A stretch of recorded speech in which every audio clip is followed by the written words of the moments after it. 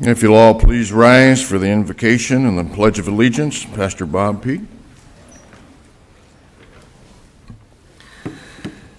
Dear God, our Heavenly Father, today we invite you to preside over this meeting.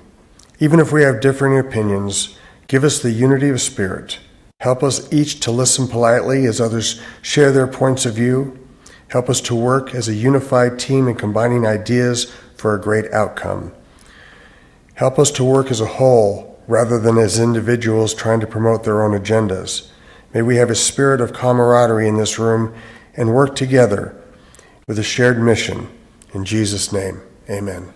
Amen. Thank you, Pastor Pete. Please join us in the Pledge of Allegiance. I pledge allegiance to the flag of the United States of America and to the republic for which it stands, one nation, under God, indivisible, with liberty and justice for all.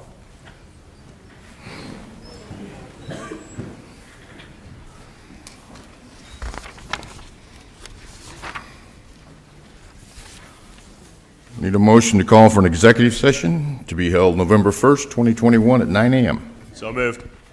Second. Motion second. Further discussion. Hearing none, all in favor signify by saying aye. Aye. Any opposed, same sign. Motion carries. We'll have committee or legislative reports. Supervisor Angus. None this morning. Supervisor Bishop. None this morning, thank you. Supervisor Gould. Nothing today, Mr. Chairman. Supervisor Lingenfelter. Thank you, Chairman Johnson. Met with the Arizona Farm Bureau, Chelsea McGuire, and several of the orchard owners out of the Wallapai Valley the Basin, at the Dam Bar on Wednesday, October 6th, with County Manager Elters and his staff to address their current concerns with the version that we have now of the RMA bill. We also asked them to provide us with some updated data from 2019 to now about what they're planning, how many acres they're planning. And that is ongoing. I'm working with staff right now also on an amendment, a proposed amendment to address those agricultural concerns, and we'll be introducing that amendment during the next meeting of the Mojave County West Basin Water User Study Committee on October 27th. So I think also last Thursday, the non-AMA active management area, for those that don't know what that means, the non-AMA groundwater committee met, and Nick Hunt from Mojave County gave a very informative and influential presentation during that meeting. And I was pleased to see that the irrigation non-expansion bill, the RMA bill, and an expanded AMA topic will be the primary topics of the next meeting. Also attended last week the 2021 Rural Transportation Conference. That's all I have. Thank you. Supervisor Johnson, I lied. I have something. Last week, the Reach Out program has begun here in Mojave County. We had our first full meeting of stakeholders. In attendance was Jamie Schneider, the Director of Access, Sheriff David Rhodes from Yavapai County and Bay Thayer, who runs the Coordinated Jail Reentry Program in Yavapai. You'll be hearing a lot more about this in the days, weeks, months, and years ahead. So I'm excited, and if anybody wants to know more about it, they can go online or they can contact me. Thank you. County Manager's report. Mr. Chairman, board members, good morning. A quick report. Starting with an update on the Mojave County Emergency Rental Assistance Program. As of October 15th, 1,701 applications have been received. Of those, 736 have been processed. 3,484,000 has been dispersed. That equates to about 60% of those funds, and the funds are good and available through September 30th of 2022. Additionally, we continue to experience some positive cases, COVID cases, among our county employment, and it does fluctuate. We had 8 positive cases in August. We seem to have spiked in September up to 17, and To date, in October, we have 6. And the last item I have for you is related to county employment vacancies. We do continue to operate at a high rate of vacancies, over 100 among the regular county departments, and when you add the courts, it's over 130. That's all I have. Thank you. Thank you. Move on to our call to the public. First up, we'll have our county attorney, the Honorable Matt Smith.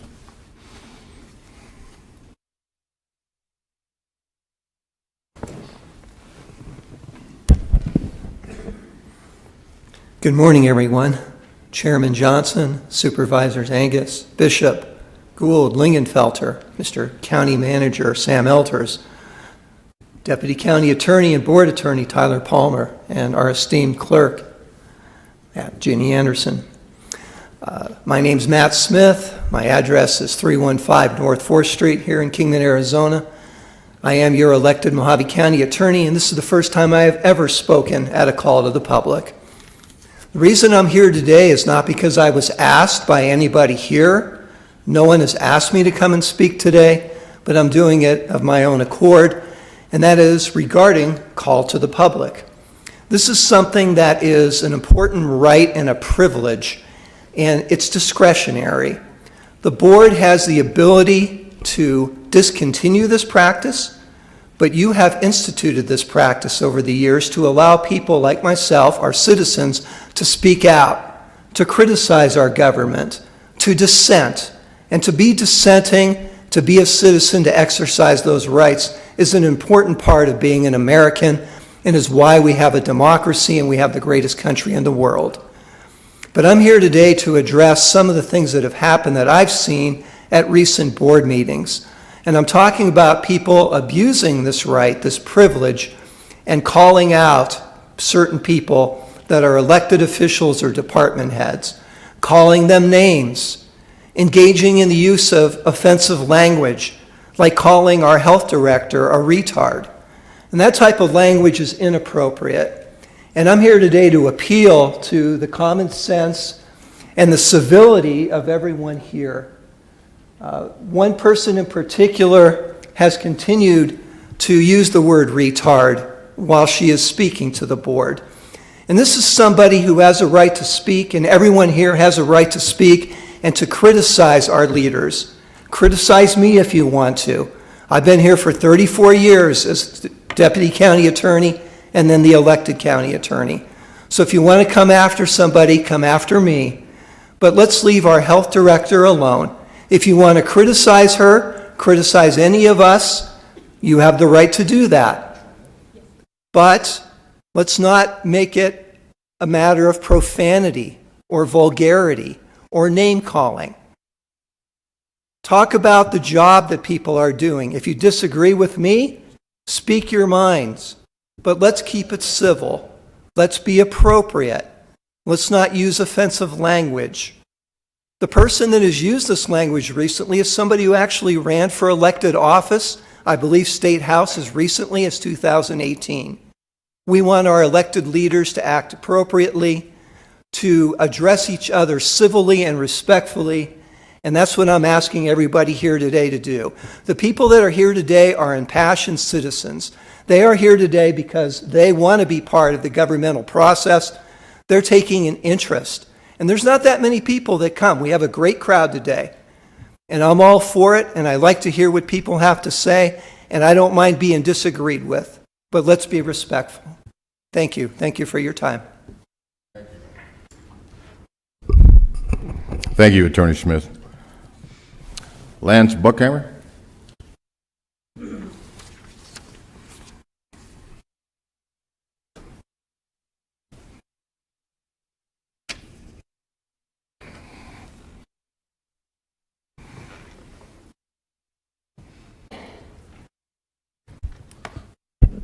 Okay. Good morning, Mr. Chairman. I'd like to make a complaint against Sue Ann Mello. She's the treasurer, secretary of the treasurer, Cindy Cox. She's refusing me to have access to the county treasurer's books. When they acquired them from the museum in 2013, they apparently made no provision for them to be viewed by the public. However, in 2013, they did let me back there, but no more. Sue Ann Mello happens to be the City of Kingman councilwoman, so I hope it's not political why she's violating my civil rights and accessing the treasurer's books. And interestingly, speaking of the museum, well, in 2003, the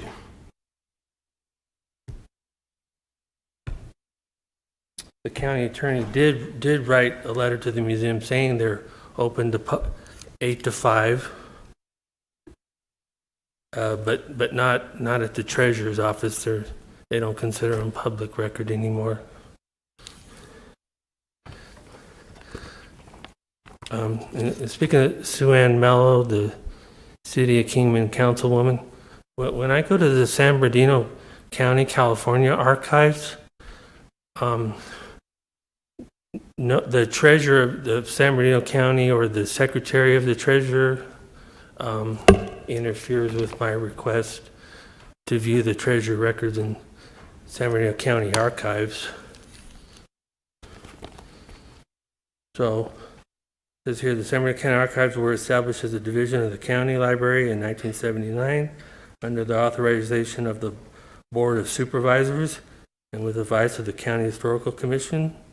The archives makes available San Bernardino County records of historical value and open to the public. So I thought that you'd like to use San Bernardino County as an example, since both Mohave County and San Bernardino County belong to the national NACO. Like Supervisor Angus always points out, that she's always interested in how other counties do things. Well, I figure this is pretty much a gold standard.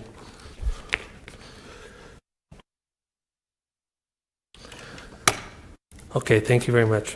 Thank you, sir. Kenny Works?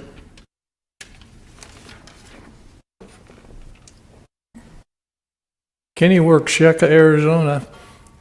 We've got a new truck stop in Yucca. It's welcomed by all of the residents, as far as I know, and we're really glad to have it. I've been here 21 and a half years now, and we've gotten more and more access to commerce and purchasing fuel and contributing to the HERF funds. We need a lot of work done on our roads in the area, and we need a lot of more paving done on the roads in our area, and probably better maintenance on our roads in the area. And it takes HERF funds to accomplish all this, and we need the opportunity to contribute more to the HERF funds when highway user revenue funds to pay for these items. And I was at a meeting Wednesday here that people from Littlefield decided that they don't really like having commerce in their area and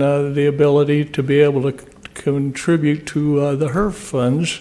They would like it to be in Mesquite.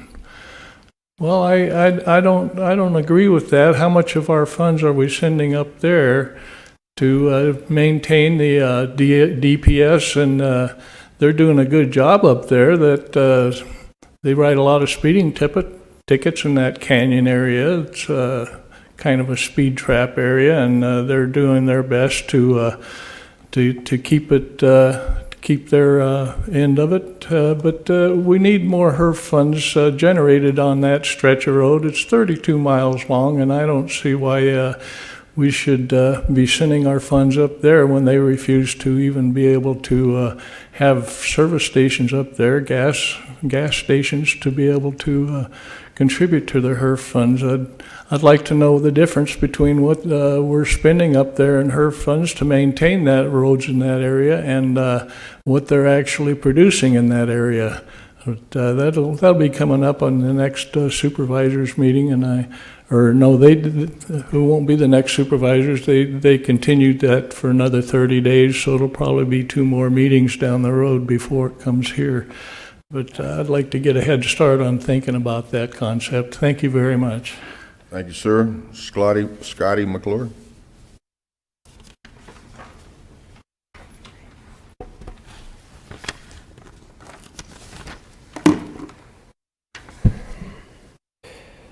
I'm really appreciative of your lawyer here for bringing this attention to the way people are treated out here.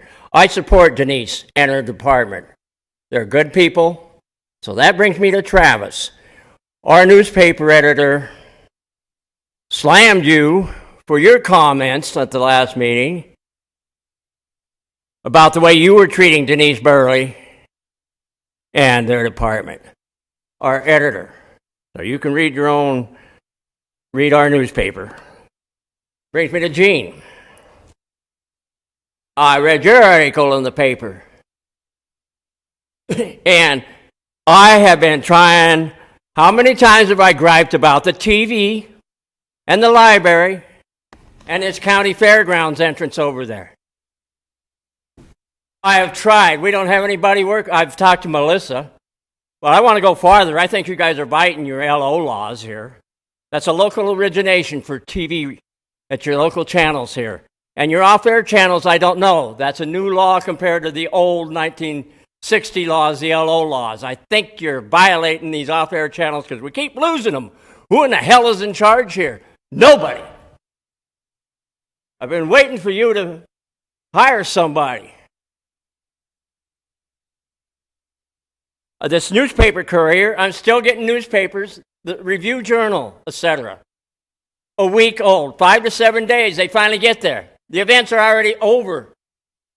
We get them Tuesday. A courier finally brings them over. Why can't they just mail them to us?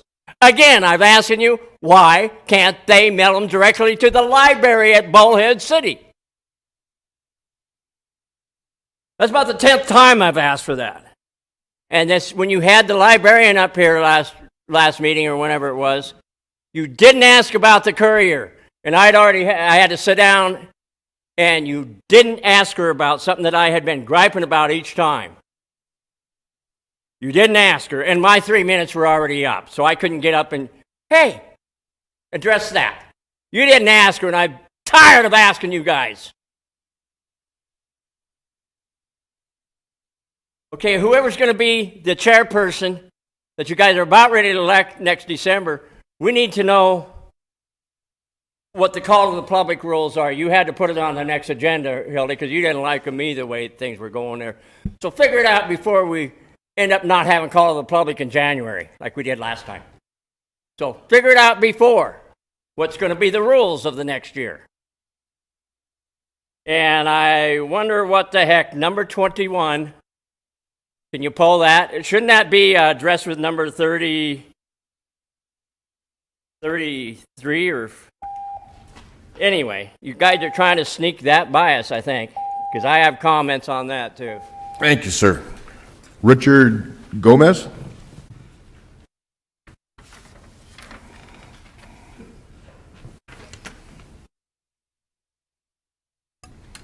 Good morning, Chairman Johnson, Supervisor Angus, Supervisor Bishop, Supervisor Gold, and Supervisor Ligenfelder. My name is Richard Gomez. I am the president of Lake Havasu Association of Realtors in Lake Havasu City.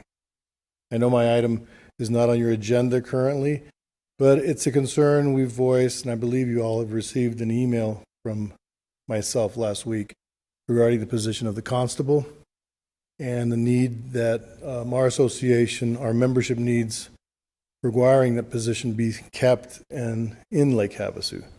I know the concerns are that Maybe it would come to Mojave County Sheriffs, and it would be an elimination of the position. I'm not sure that, and I know it's not on the agenda today, but I just wanted to express our concern as the Association of Membership stands totally in support of this position being held in Lake Havasu City. Again, I want to thank you for your time and your consideration, and hopefully we'll see you at the next meeting on November 1st. Thank you. I think for a point of clarification, information is wrong, Mr. Gomez. Nobody has talked about doing away with the position. It's talking about the salary. So the information that you've been receiving and your organization's been receiving is erroneous. Jennifer Esposito.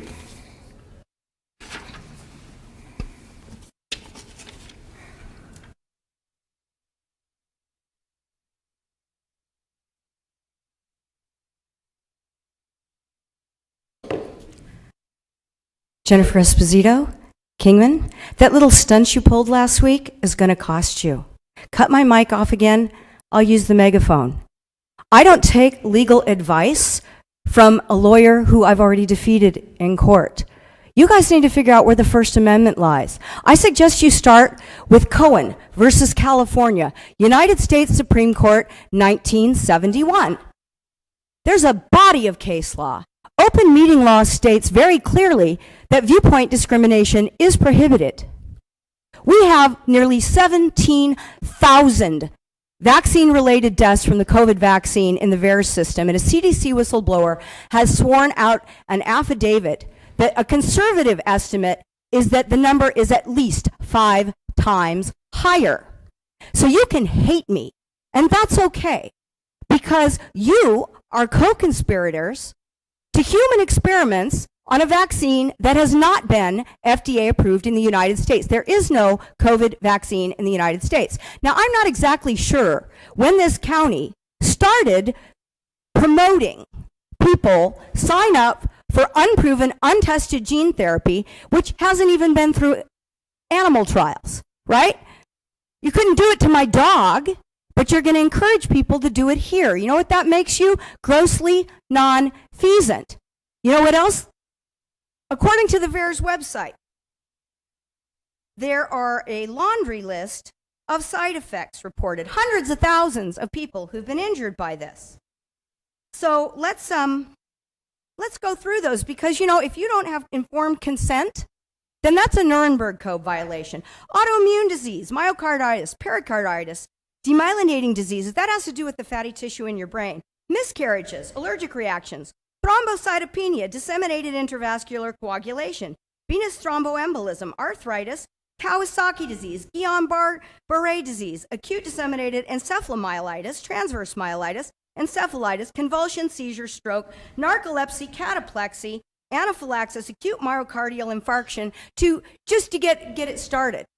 So I don't have a problem with KRMC giving medical advice to people. I have a problem with this board allowing someone to give medical advice for something that is not an approved treatment. Now, it is my deep and firmly held belief that there are only 2 types of people who would do this. Someone who is a clinical sociopath wishing to cause harm, or someone who is cognitively dysfunctional. So I truly, firmly believe that Denise Burley is a retard because I'm giving her the benefit of the doubt. And I will Mr. continue Chair, just to call her a remind the retard. speaker, And you know what else is protected free name-calling speech? is not This. free speech. Jeff Esposito.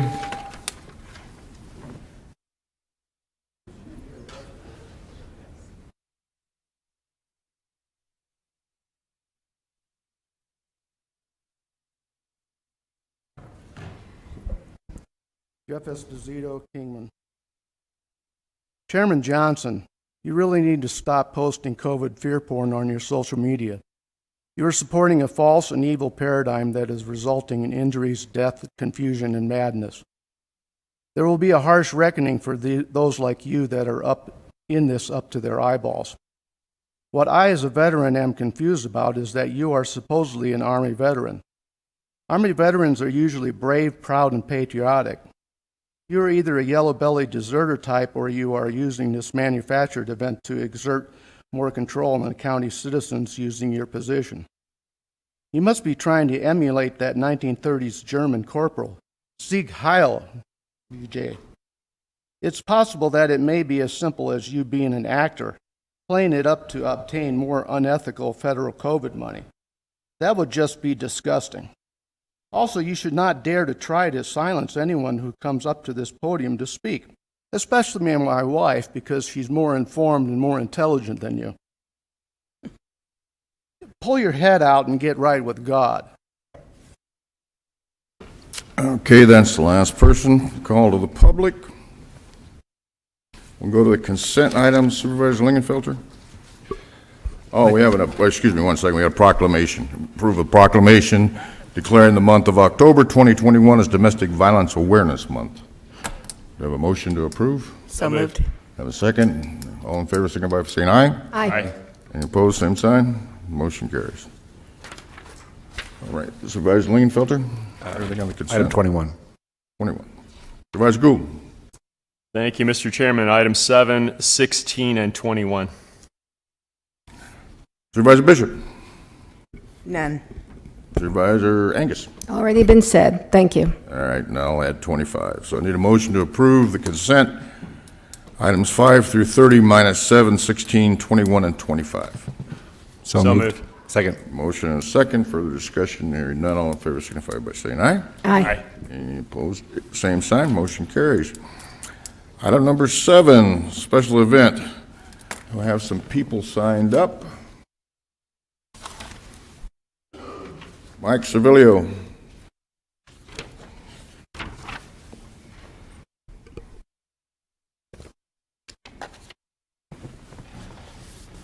I consider it an honor, Mr. Johnson, that you still mispronounce my name. God bless you.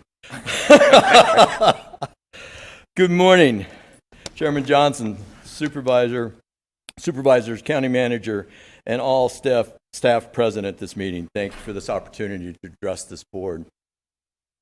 For the record, my name is Mike Cervello. I'm here today representing the many residents of Greater Yucca area, which include the town proper, ranches, residents of Havasu Heights, Santa Fe Ranch, POA, and many other small subdivisions that surround us. Our POA represents 2,500 parcels of landowners in our area on just the ranch alone. That doesn't include any of the other small subdivisions that surround us that will be affected by this.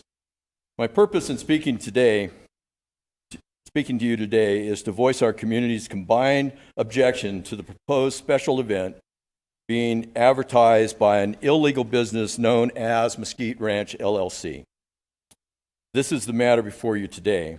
Our objections are numerous to this event and to the construction of commercial enterprise facilities that is in clear violation of zoning regulations in Mojave County. We respectfully request that Mojave County Board of Supervisors reject this application for special events.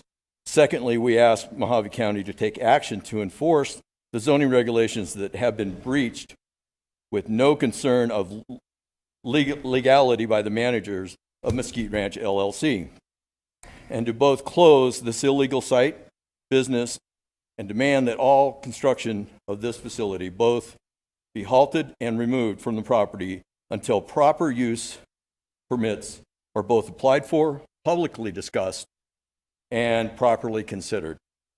This event, as proposed, and the underlying commercial enterprise had created great angst amongst many residents of the Yucca, Santa Fe, Havasu Heights area. These folks brought into design way, sorry, I apologize. These folks have interfered in our way of life that we bought into originally. It will usher in thousands of California and other side-by-side riders that's seeking adventure who will degrade our valley and our lifestyle that we cherish and destroy our roads that we work so hard to maintain. Thank you.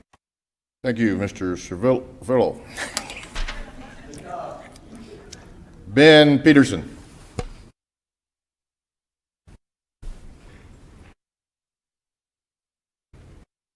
Good morning and greetings. My name is Ben Peterson. I'm a property owner at Santa Fe Ranch. In 1999, the county, along with the Resident Planning Committee, established the Dutch Flat Area Plan. This plan sought to align the growth within Dutch Flats to the county's general plan. This plan affects nearly 200 square miles within Mojave County, representing 8% of the privately owned land. The overall guiding principle of this plan is found in the mission statement: preserve the land's beauty, provide adequate infrastructure at minimal cost while perpetuating the area's desirability as a quality community. I want to thank Chairman Johnson for his contributions to that plan. The Dutch Flat Plan calls for all parties to preserve native vegetation, natural and aesthetic value of hillsides, air quality, sense of privacy, and the night sky.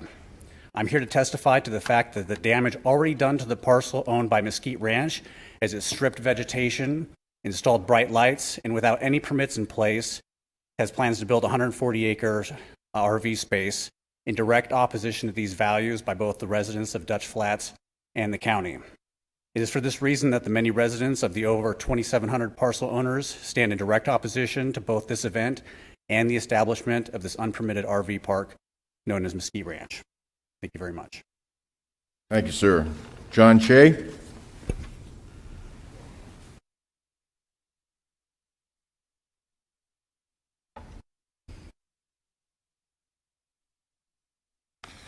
Good morning and greetings to the supervisors and the county staff. For the record, my name is John Shea, a resident of Santa Fe Ranch and elected board member of the POA.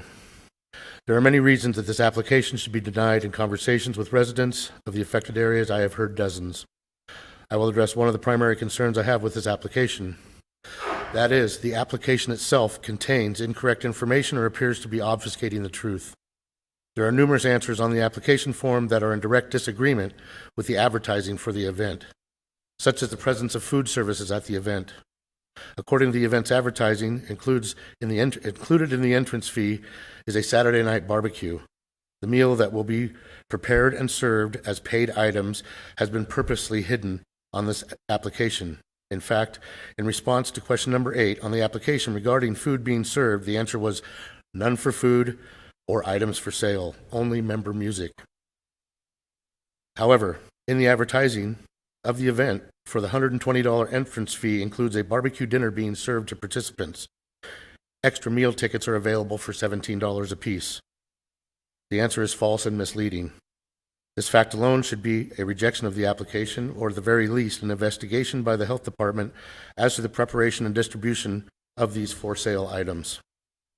Other items on this application that are misleading are that there is a position that there is no dust issue, which anyone living on this ranch knows is not true.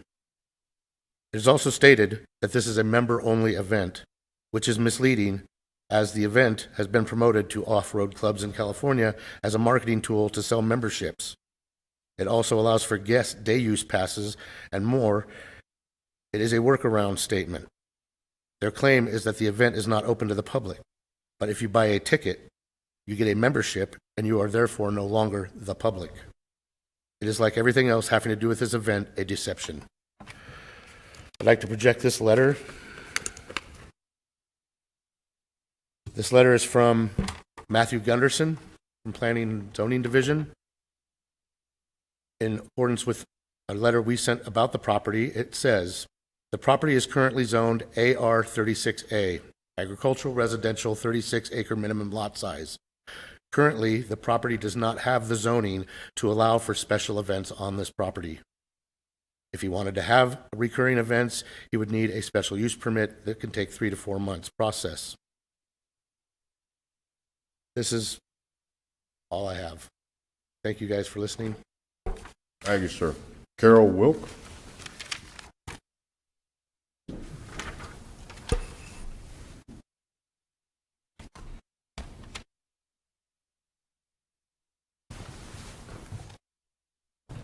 Good morning and greetings, Chairman and Supervisors and County staff. For the record, my name is Carol Wilk and I own property in the Santa Fe Ranch area. I currently reside in Kingman. I've also lived in Havasu, so I'm a broad-based constituent of Mojave County. I'm also in strong opposition to the sitting of a non-permitted RV park inside of Dutch Flats. One of my concerns is that this event will have negative environmental effect. As John mentioned, dust situations out there are always a concern. Potential litter, damage to desert flora, and many other issues demand a thorough investigation prior to approval of this application.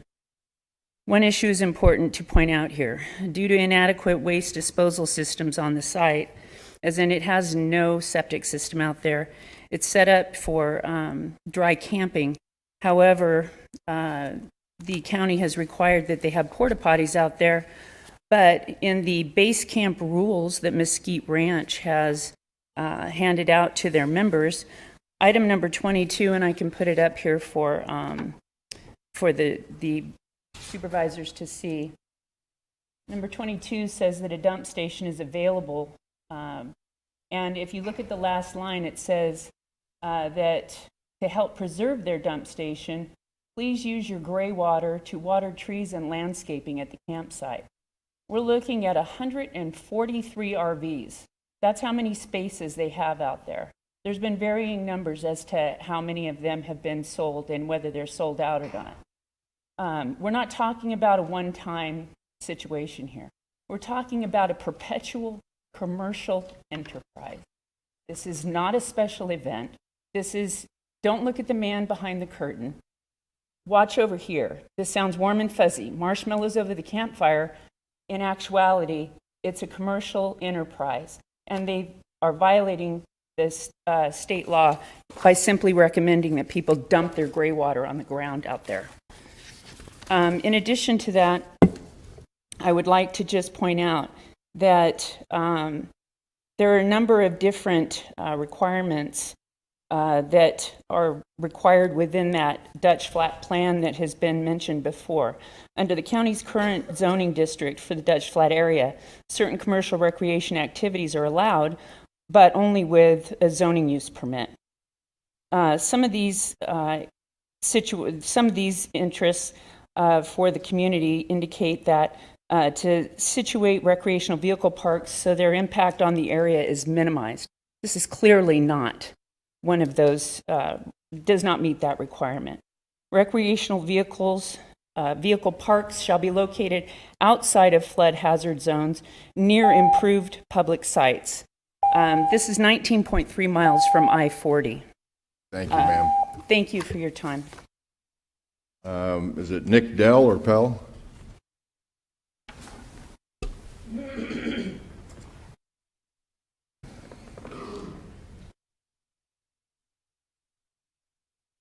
Good morning to the supervisors and the county manager and the chairman. My name is Nick Pell. I'm a resident of the Dutch Flats area. I recently moved my young family to Santa Fe Ranch because I wanted to give my son some space and some safety in the area, and frankly, we love it. I'm here today speaking for my family in general opposition to the event and Mesquite Ranch in general.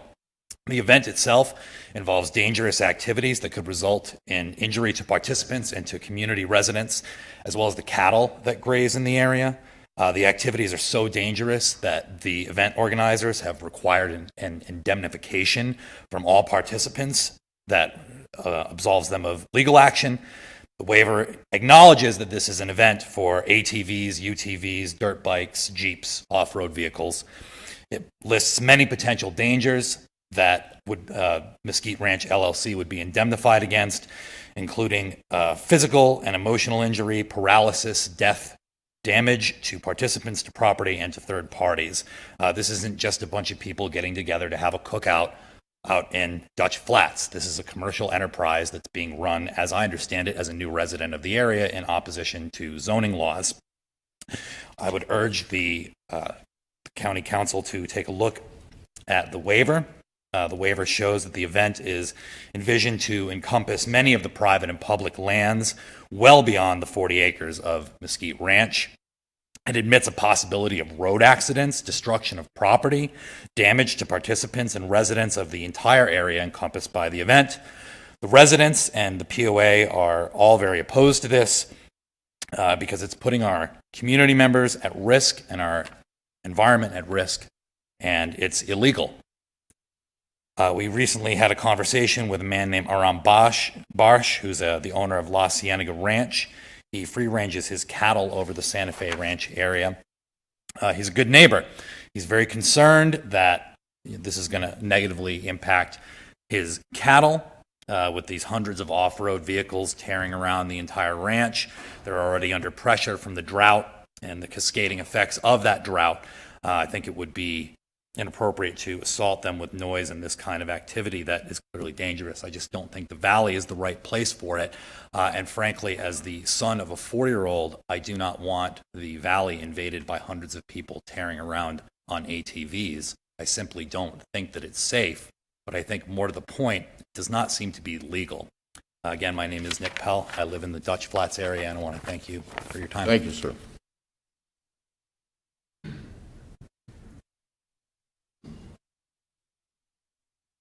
Ramzi Gagne.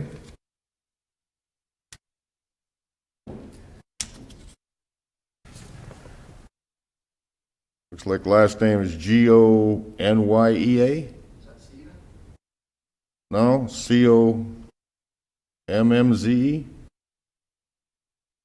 All right, but she's opposed. We'll put that in the record, all right.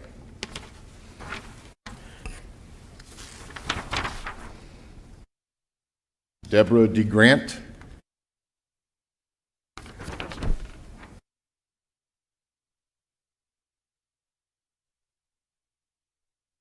Good morning, and thank you very much for giving me this opportunity. Many of the items I have already been discussed. I do not live right in Santa Fe Ranch. I live to the west of Santa Fe Ranch, and this will greatly impact our 2 subdivisions over there also.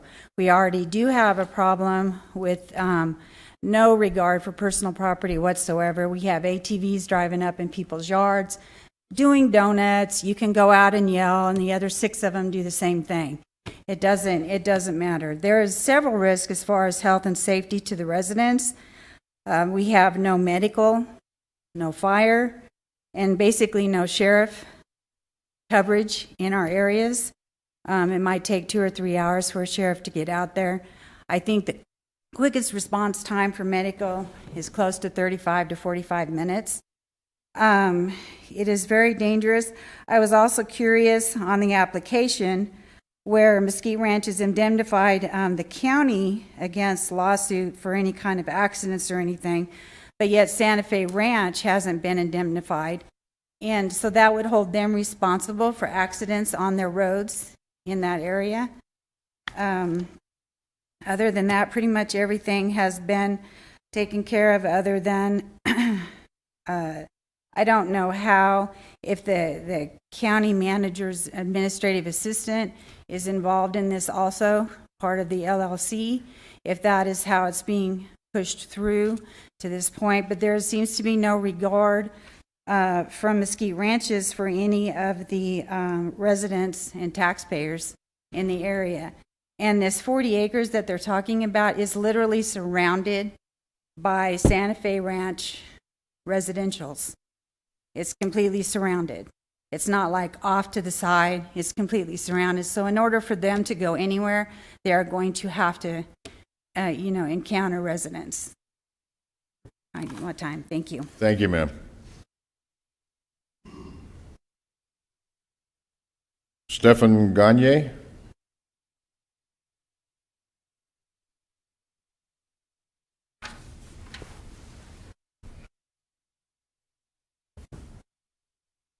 Thank you. My name's Stephen Gagne, and I've been out at the ranch for 18 years.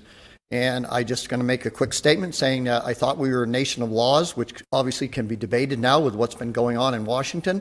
But I'm asking you to please do your job and let's go by the laws. What this man is doing is illegal. Zoning is illegal. So do your job and make him go away. Thank you. Thank you, sir. Melissa Layton.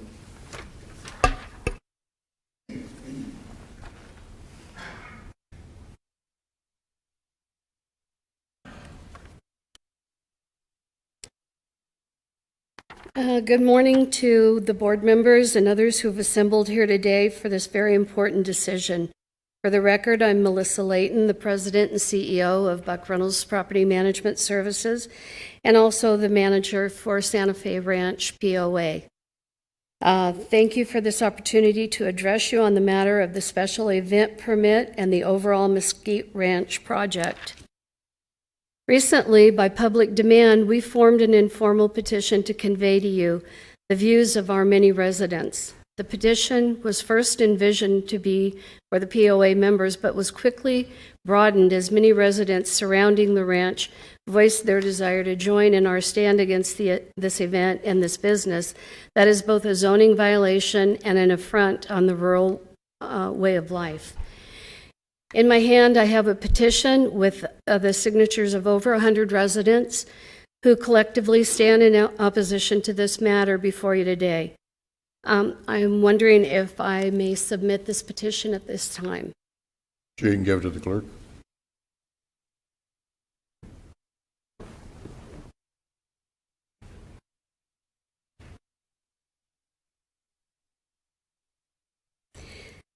Okay. I would like to read you the petition. The petition is written to share with you the issues Santa Fe Ranch property owners have with Mesquite Ranch LLC, who owns a 40-acre parcel located between Bat Masterson and Mesquite Road on parcel 25. Mesquite Ranch is marketing and operating a campground and event center specializing in off-road vehicles. Mesquite Ranch plans to hold a large event on October 22nd through the 24th. It's being marketed both on their Facebook page at mesquiteranchaz.com and on desertwhip.com. Mesquite Ranch LLC is in violation of our neighborhood zoning that protects the residents from this type of activity. The site indicates it's currently has over 60 spots reserved for upcoming event. And that was a while back. It's probably grown since then. And with that amount, and surely more that will be added to the event in October, we estimate that there may be between 120 and 400 people attending, thus causing excessive noise and traffic in our residential rural ranch community. Property is zoned for residential agricultural use. Mesquite Ranch is planning on over 120 RV sites for the long-term base camp rentals. Many attendees will be in large motorhomes and have ATVs for the planned rides. Again, this will not only tear up our roads, but cause a great deal of noise, thus stripping us of the quiet enjoyment of our property. Thank you. Thank you very much.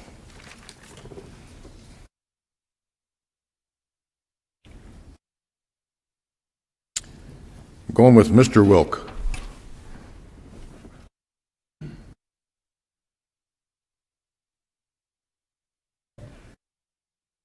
Good morning, Chairman. Good morning, County Supervisors. Good morning, County staff that is here today. I appreciate the opportunity to speak in front of you. I very much detest public speaking, so bear with me as I muscle through this. I'm a property owner in the Santa Fe Ranch area. I'm directly off of Alamo Road around mile marker 8, and I'm here today in opposition of the Mesquite Ranch, situation that's occurring. I'm a Marine Corps veteran myself, and I moved out to the Santa Fe Ranch area for the peace and the quiet, the idea of raising a family outside of the normal, city type of setting. And I have a wife, I have 40 acres, and I intend on, a small farming operation for myself out there. And the idea that I'm hearing with Mesquite Ranch and their off-roading and hunting and fishing and all the things that they're, saying that they want to include in this directly threatens that idea. It directly threatens the idea that it's supposed to be a residential agricultural area, and I know that's been beaten to death already.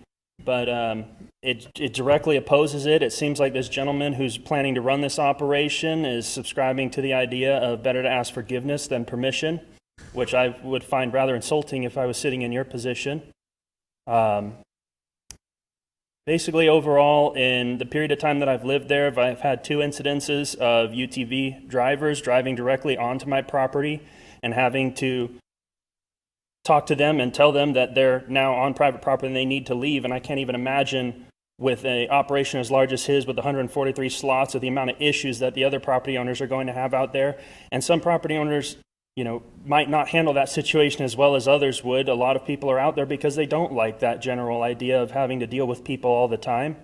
And the idea of hunting blows my mind even further unless they're talking about, public state land and things of that nature, because if somebody's climbing around in the hills out there with a rifle, I don't imagine somebody's going to react very well to that. The whole idea to me seems very dangerous, and overall just a complete disregard for the way of life out there and the laws and guidelines set forth by y'all. And that basically is my final point, is that this man just has decided to set this up out there and seek out things afterwards and not go through the proper channels, which kind of just shows a general disrespect for, the process that y'all have created. Thank you very much for your time. Thank you, sir. Alicia DeCaro.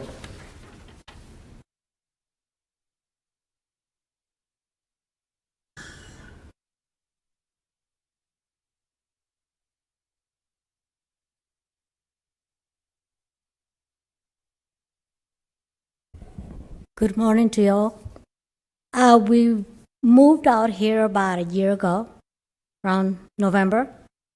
And the reason we moved out here is because the view, the landscape, the stars, just the natural way of living.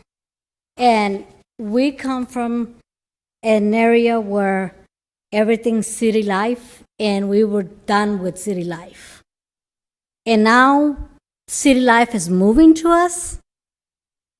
That's not acceptable.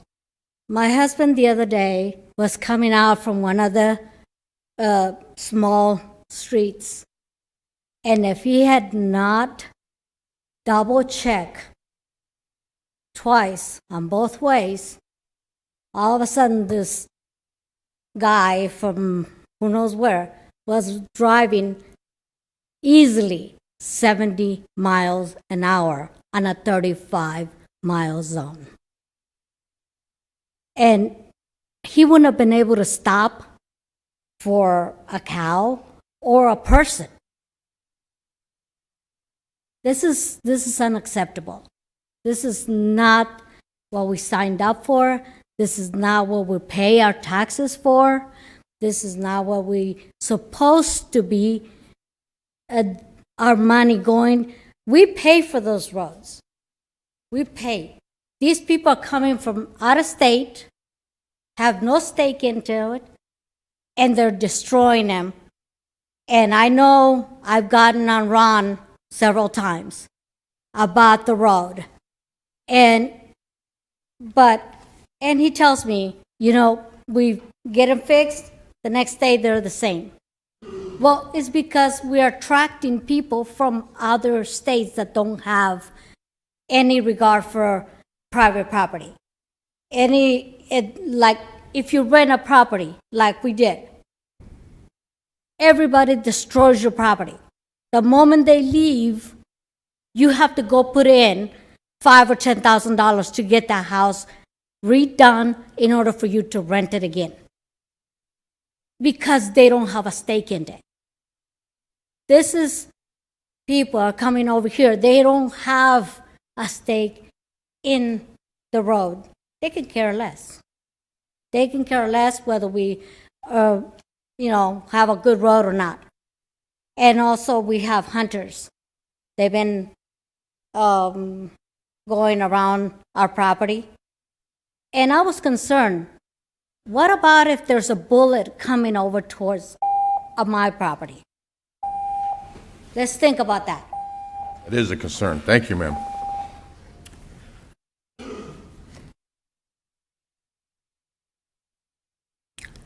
Greg DiCarlo.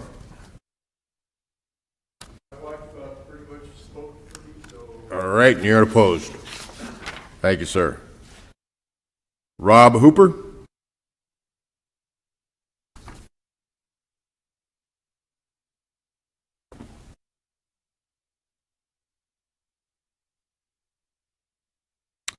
Greetings. Morning to you.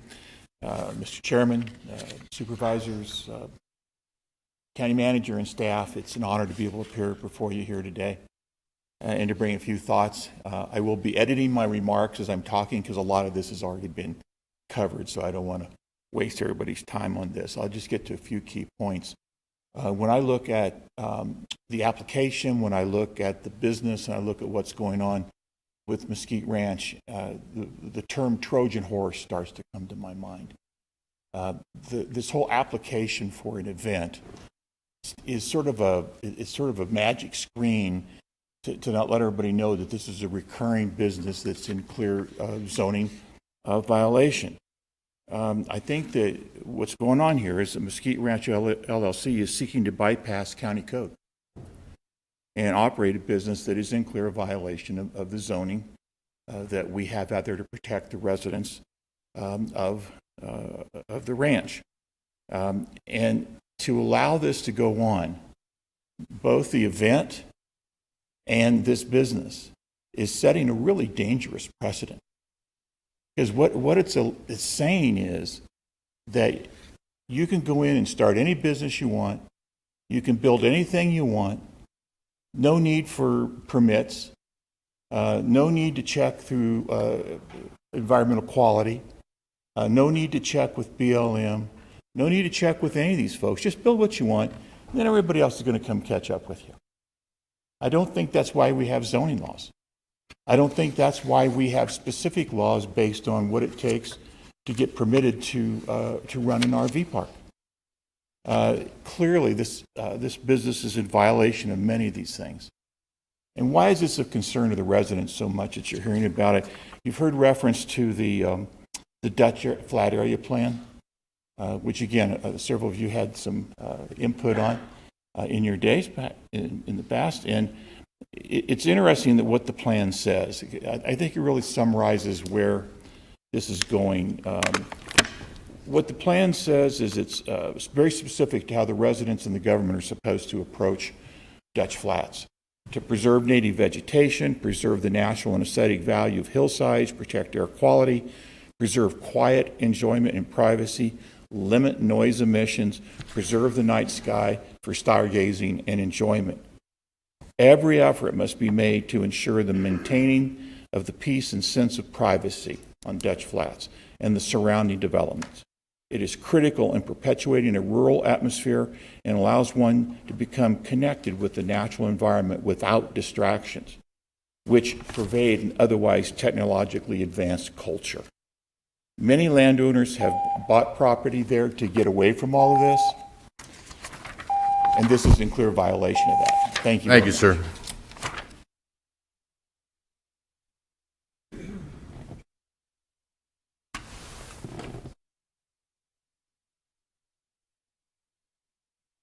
Samantha Wilk.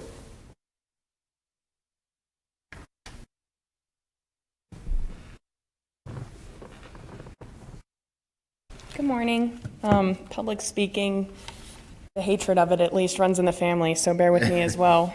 My name is Samantha Wilk. I'm the daughter of Carol Wilk, who is a property owner in Santa Fe Ranch. I'm sure many of you on the board and in the audience have children or grandchildren whom you hope to leave a legacy to, or at least have a place where they can come and feel comfortable. And a lot of people have moved out there with the intended purpose of peace and quiet and the love of being out of the city.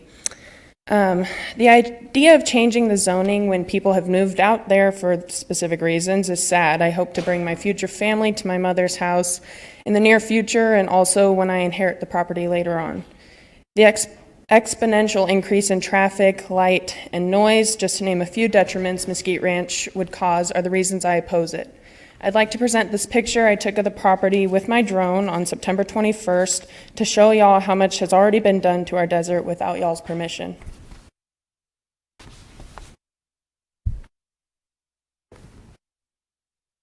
I sincerely hope you consider what all these people have come out here and come up to say, and God bless y'all. Thank you, ma'am. Barbara Hitzel.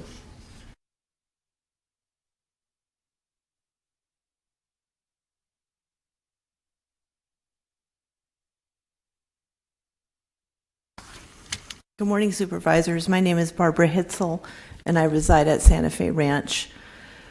As a permanent resident who lives right on Butch Cassidy Road, I strongly oppose this item for 3 reasons, and I'll make it quick.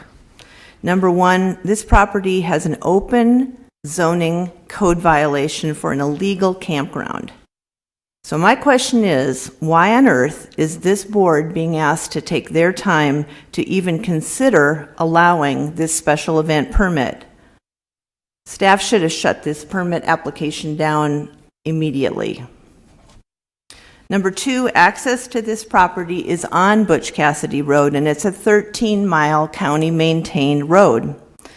The strain that this event would pose of hundreds of RVs driving to and from the event will cause more damage that us as taxpayers will have to pay to fix. And I want to know, is our Public Works Department prepared to perform extra grading to repair the potholes and the washboard conditions that these heavy RV vehicles that he wants to bring out will create? That road is stressed enough, folks. You just drive it once and you'll figure that out.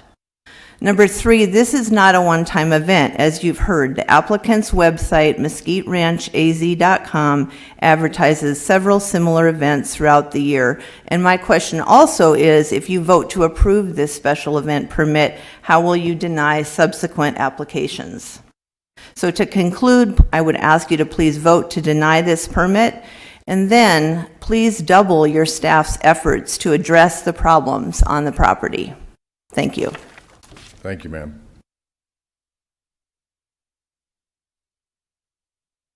I believe it's Mr. Arnold.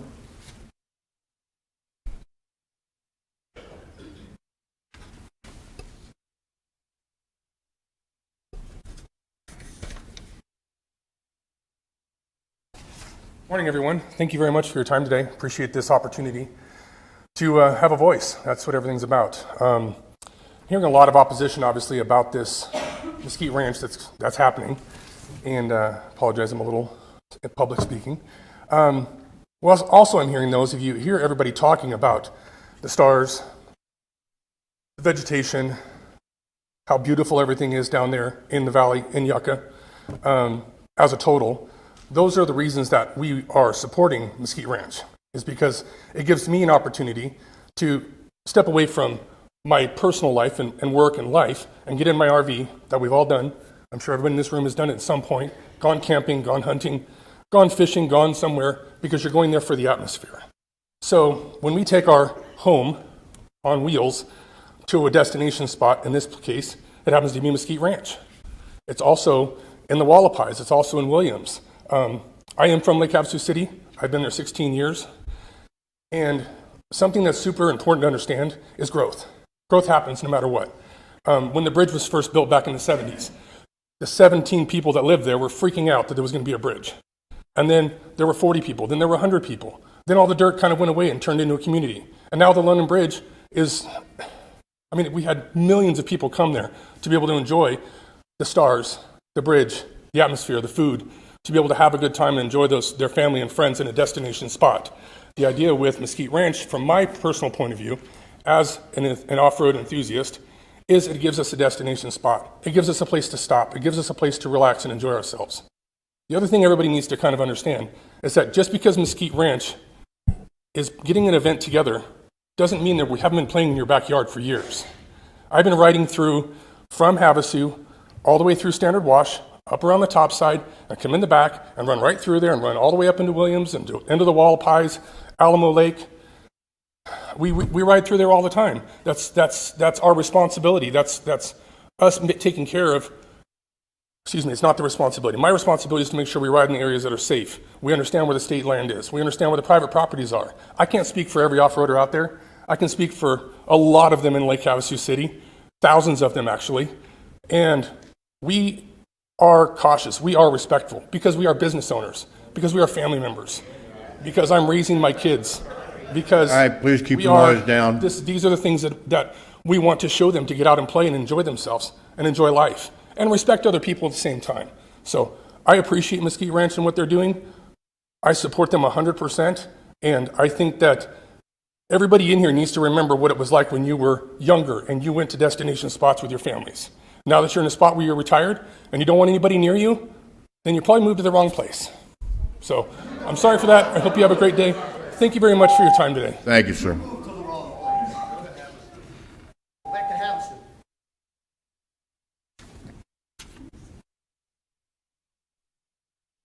Caitlin Flattery.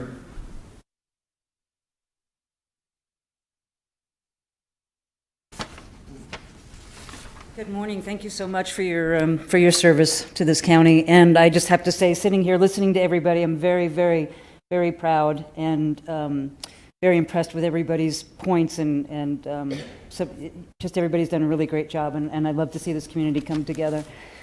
That said, I don't really have much to add. So I wondered, would I be able to give my time to somebody who didn't get to finish what they had to say? No. No? Okay. Well, you've heard everything here. My biggest point would be what Barbara Hitzel said, and that's in regard to the roads themselves. I'm a real estate agent. I've been out there 6 years. It's my livelihood in the Yucca area, and the roads are bad enough with just the amount of residents that we have and the increase in residency that we've seen over the past 2 years since COVID and people buying out there. We just can't keep the roads in an orderly fashion that does not cost a lot of detrimental damage to our cars, to our vehicles. And so I'm concerned about the fact that we're paying for our Property Owners Association to maintain the roads, which they do but can barely do with the volume that we have now. I would really wonder the impact, the negative impact of the amount of traffic that's going to be there now and the lack of responsibility or financial input into maintaining the roads. Thank you. Thank you, ma'am. Robert Songer.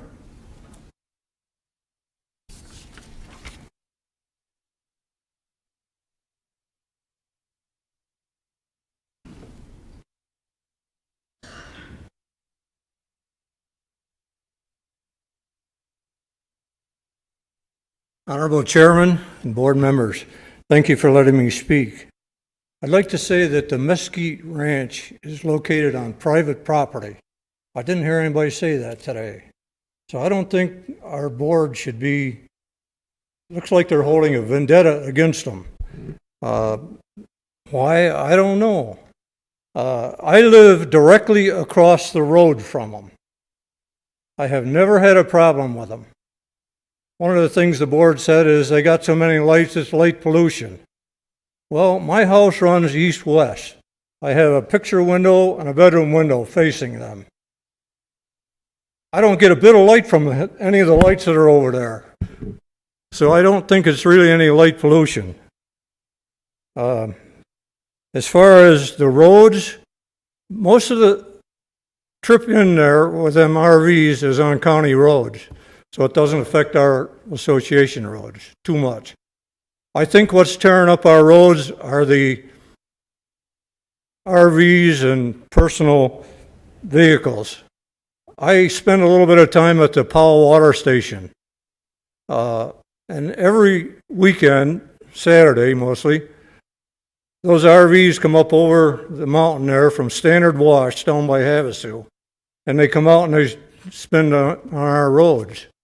One night I was sitting on my back porch and I heard a heck of a rumble. I looked and there was a whole line of RVs coming down the road. I counted them, 53 of them. Had nothing to do with Mesquite Ranch. But I don't know. They say the noise will bother people. I haven't heard enough noise over there to bother anybody. The closest neighbor away is 2 miles. I don't think that sound is going to travel 2 miles. I don't know. It's really something that I think that the board should spend its time on more important things that affect the Santa Fe Ranch. One of them is this breaking into. I think we've had about 40 houses broken into out there. We don't seem to have too much help from the sheriff department that I know of. Why can't they put a little more time on that? I've never heard anybody say anything about that at all. But it is a matter, it's quite a felony that they're pulling out there. and we don't seem to have any end of it. Well, I thank you for letting me speak, and that's it. Thank you, sir. Mr. Piers DeVille?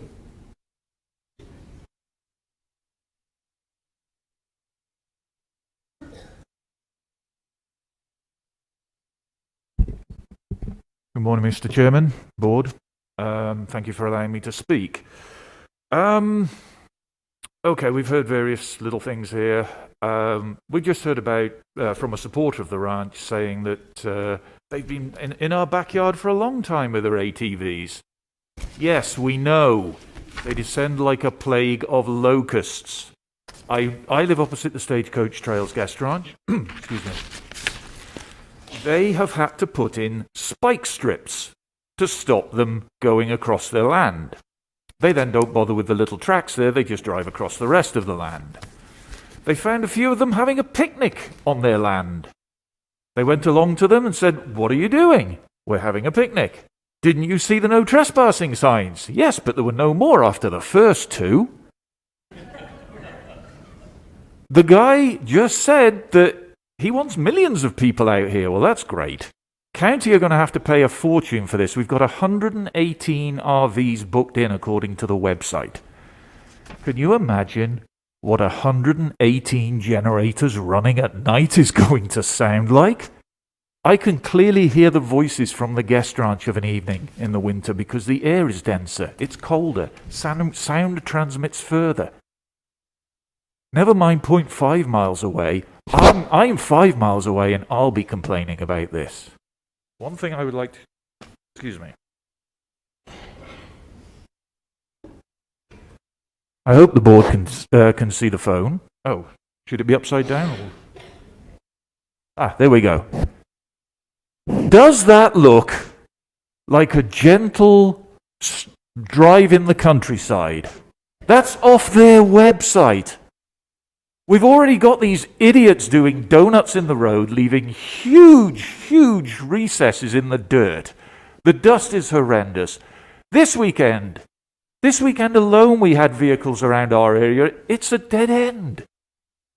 The traffic will be horrendous. The road damage will be horrendous. The noise will be horrendous.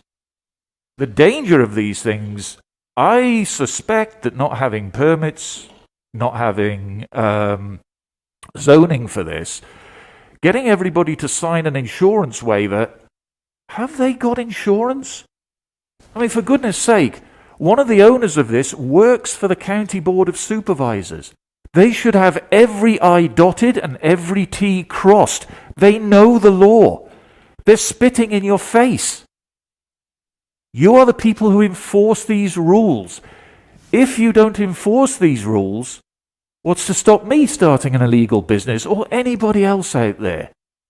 I have no problem with businesses running. I live opposite a business. I don't have any problem with them. They're very considerate of their neighbours. We need this stopped. It's unzoned. It's not even permitted. And it's going to be a disaster. Thank you for your time. Thank you, sir. All right. That was the last call of the public, or the last public input. Anyone from the board wish to address? Or do you want to hear from the applicant?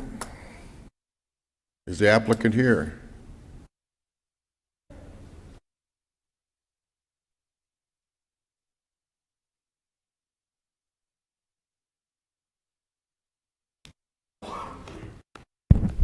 Good morning, Chairman, Supervisors, and fellow county managers.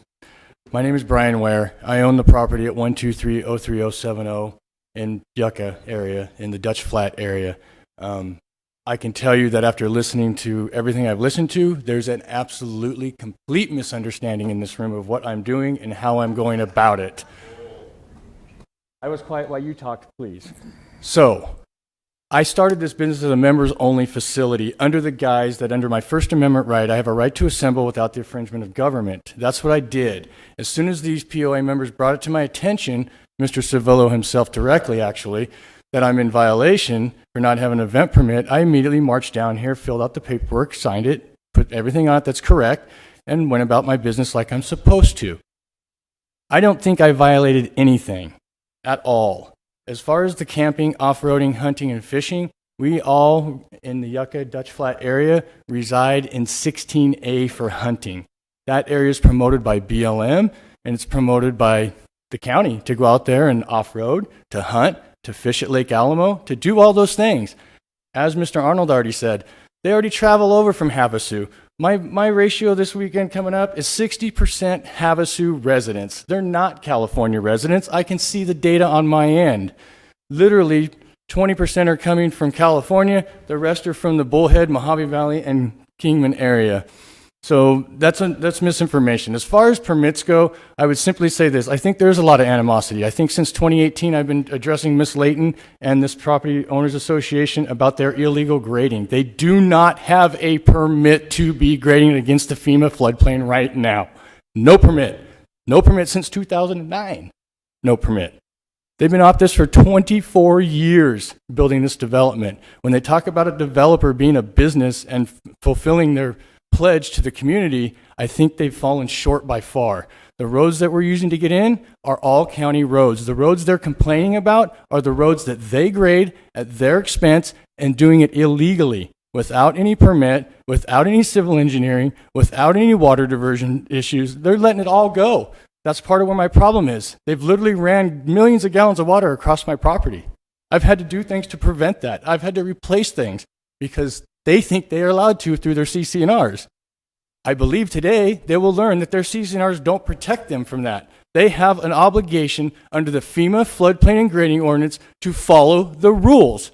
And they are not, and they have not been. So when they bring it up that I'm not or I haven't, that's not the case. I did my part. Each step that I was supposed to, when I was supposed to. Was I later than they wanted? Maybe, but I still did it within time. To infer that my wife has something to do with anything, this has nothing to do with my wife. I did this business. I made this business. This is my business. My wife has a job. She doesn't need a business. So for them to get attorneys and other people to address this county about my wife is completely out of line. It's harassment. It's disparaging, and they know they're doing it. So what I would like this county to do is address today, by the end of the day, that they are in violation of the FEMA floodplain and grading ordinance, and that they need to get that corrected immediately before they put another road blade on that road, on any road out there, and move another grain of sand, before they move another 100 cubic yards of dirt, as they've been doing every week or every month when they want to. They've damaged my stuff. I've had 5 driveways I've had to go through because they continue this stuff. So, to be pleasant, I'm not doing anything that's out of control. My members don't do anything that's out of control. My rule number 2 states 35 miles an hour on all POA roads. My rules also state that every member is to leave and go directly to BLM to ride, whether it's towards Standard Wash, or whether it's down to Lake Alamo, whether it's to lunch at Wickiup, or whether they get over on Alamo Road and they get their way up to Boreana Mine and up into the Hualapai to spend some money up there too. This weekend is bringing well over $500,000 revenue to the county. A big chunk of money that the county gets in tax money and ice, beer, gas, propane, you name it. It's all coming in. I don't see what the problem is. The area needs some money. We need tourism. We need to grow. You know, when it comes to the Dutch Flat Area Plan, the Dutch Flat Area Plan calls for 9,000 to 76,000 residents ultimately. That's what it calls for. It also calls for 5,000 acres of commercial recreational land to be used. My property is on the very outside edge of this POA. I'm at the last road that goes east to west. Like they said, 19 point something miles down in there. Robert is my across the street neighbor. After him, it's BLM. I have a cattle road right next to his property that technically I can use to get to that BLM. I don't have to touch any POA road at all, and my members know that. So I'm not sure where their animosity comes from outside of the fact that they are in violation. I've been asking this since 2018 to correct this problem, and I've been buffaloed and bulled around by the POA and, quite frankly, by Public Works until recently, when this finally came out that this FEMA floodplain ordinance, it must be followed, has to be followed, and so therefore I ask you, where's their permit? What are they doing? What are they up here calling the pot kettle black when I did mine on time? I did exactly when I was supposed to do it. It's submitted on time. All right. So, my issue is just the fact that I think they're in violation. I think we are going to lock horns on that violation until they get corrected by this county. And I think the county has to address them, and I think the county has to correct this problem. Get them back in line. They're out of line far further than I am, far longer than I am. Do you know that our insurance has probably changed? We were rated an 8 in that area. I'm sure that they've now destroyed the floodplain. We're probably closer to a 10 is probably what we are. So everybody's homeowner's insurance ain't what it was when you applied for it. Now it's changed because they've changed the floodplain. It's not what it was when you ordered your permits for your house. You got your house based on permits for a floodplain. Chair, if I could just there. remind the speaker, the floodplain is not the agenda item. We need to stick to the agenda item. No, I understand that. I just think that's where the animosity comes from, and I think that I think half the paddle here is these people need to know that they're in violation. Not me. They're in violation, and their POE is doing everything they can to protect it. And Mr. Chair, again, we need to stick to the agenda item. That's all for me. I don't think my event's a bad thing. I think I'm catering to family, friends. I got 50 kids coming to trick or treat. They can't even trick or treat in this communities out here because there's no sidewalks and no street lights or nothing. My lighting out there, just to be clear, is less than 40 watts per light. They're all solar LED lights. They're less than 40. Everything's in line. I have everything taken care of according to what the night sky stuff is and what have you. I'm willing to meet any other rezoning or anything I need to do as we move forward in the future, if that's what I choose to do. But this was really just a family fun, friendly event with members and what have you. It wasn't intended to grow and be anything continual necessarily.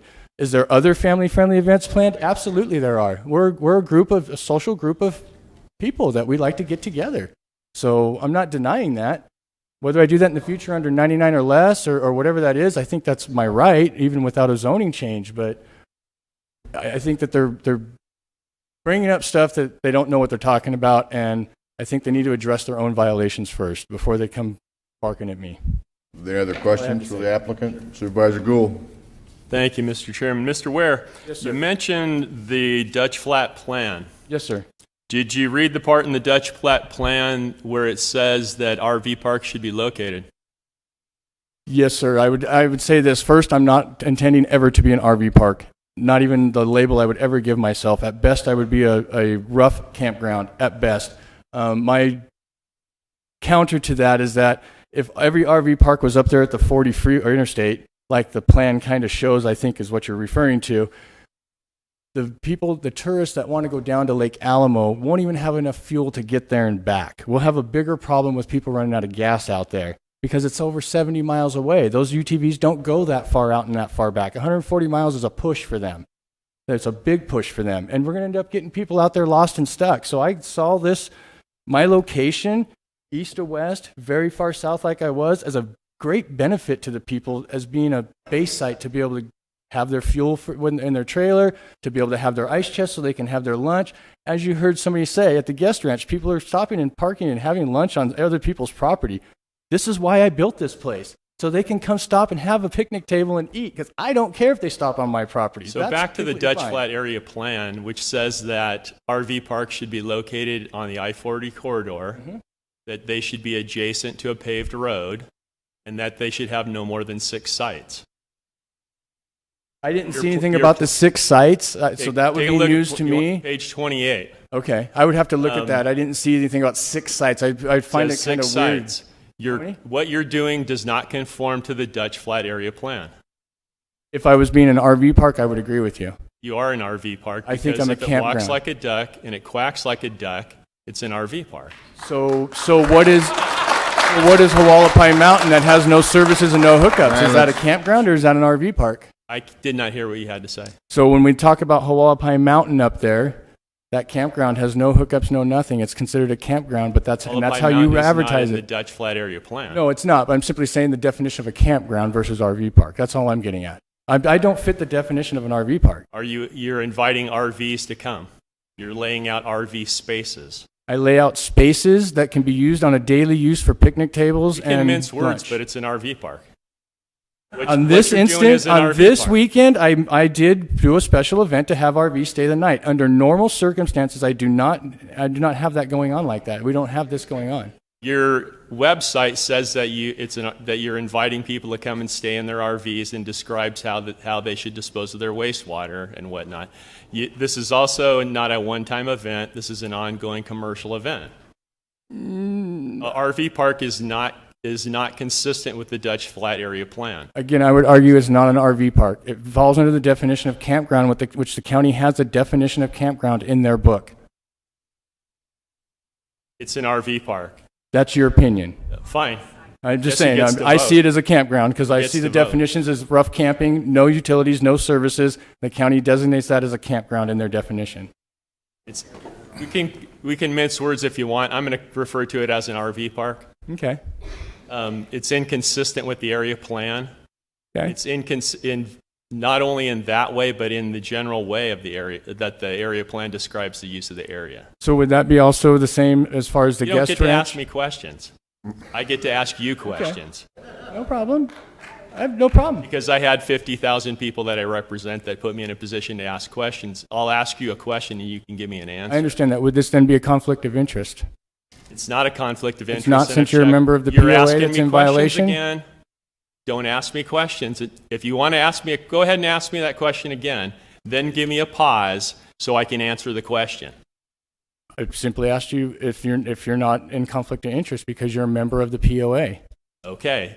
I checked with the attorney. Since I'm not making a buck on your project, I'm not in conflict. Okay, but you're part of an organization that has failed to meet its permit from the FEMA floodplain and grading ordinance. And I have And a you have problem with every the way right to that try to they've graded protect the your roads interest in also. that. I have a problem with how the road grading has happened also. I understand that. We've spoken of that, sir. But the point is, I don't have a conflict. I can represent the people that elected me. I understand that. I'm not Because asking. I have just no simply asked the monetary- question. A conflict would mean I have some monetary gain in that, and I do not. Because I have an interest in that area, because I sat on the Dutch Flats plan in 1998. I've owned property in there for over 20 years. I own 2 parcels. Yes, sir. I still get to deal with things that are in my district. Yes, I understand. And I wasn't trying to argue with you. I'm just simply there's trying no to ask, is it? conflict. Okay, I was simply trying to ask it. But the conflict that we have is you came in here at the 11th hour to get a permit that you should have applied for back in July when I spoke to you about it. I think I came in the time frame that's allotted to me by the county's rules and standards. I don't know that that's true. Well, I applied within the time frame I and believe that paid. there's a time period for the application, and it's not just for the ability for the Public Works to approve the plan. It's to give the public the opportunity to see the plan also. So I do believe that that's a conflict. I understand that, but I think I did do it within the time because that's why they let it come through and let me pay. Otherwise, they would have declined the application because I wouldn't have met the time frame. Are there any other questions? No further questions. No other questions? Supervisor Angus. Okay, so the accusation that the LLC is an illegal business, is that true? That is not true. It's a I'm legal asking business. our lawyer. Oh, I'm sorry. The question is whether an LLC is an illegal business. I don't have an opinion on that. A business can form and operate. But can a business, if it's, I know that's why he's getting the special use permit, but when you form this business to perform business there, that is not in the plan. So he would have had to go for zoning, a zoning change, if he was going to conduct an ongoing business. Mr. Chairman, Ms. Angus, it sounds like the question is whether the business can operate as a business in that area without a zoning change. And I think Public Works would be better at discussing that because I don't know the zoning out there as well as they do. They've dealt with the special use as well as Okay, other the zoning. idea that you have members instead of people just paying a fee when they enter, is that a legal avenue to take when you run a business? And Mr. Chair, Ms. Angus, I don't have an opinion on that. Okay. I'd be happy to look into that outside of this meeting and get back to you.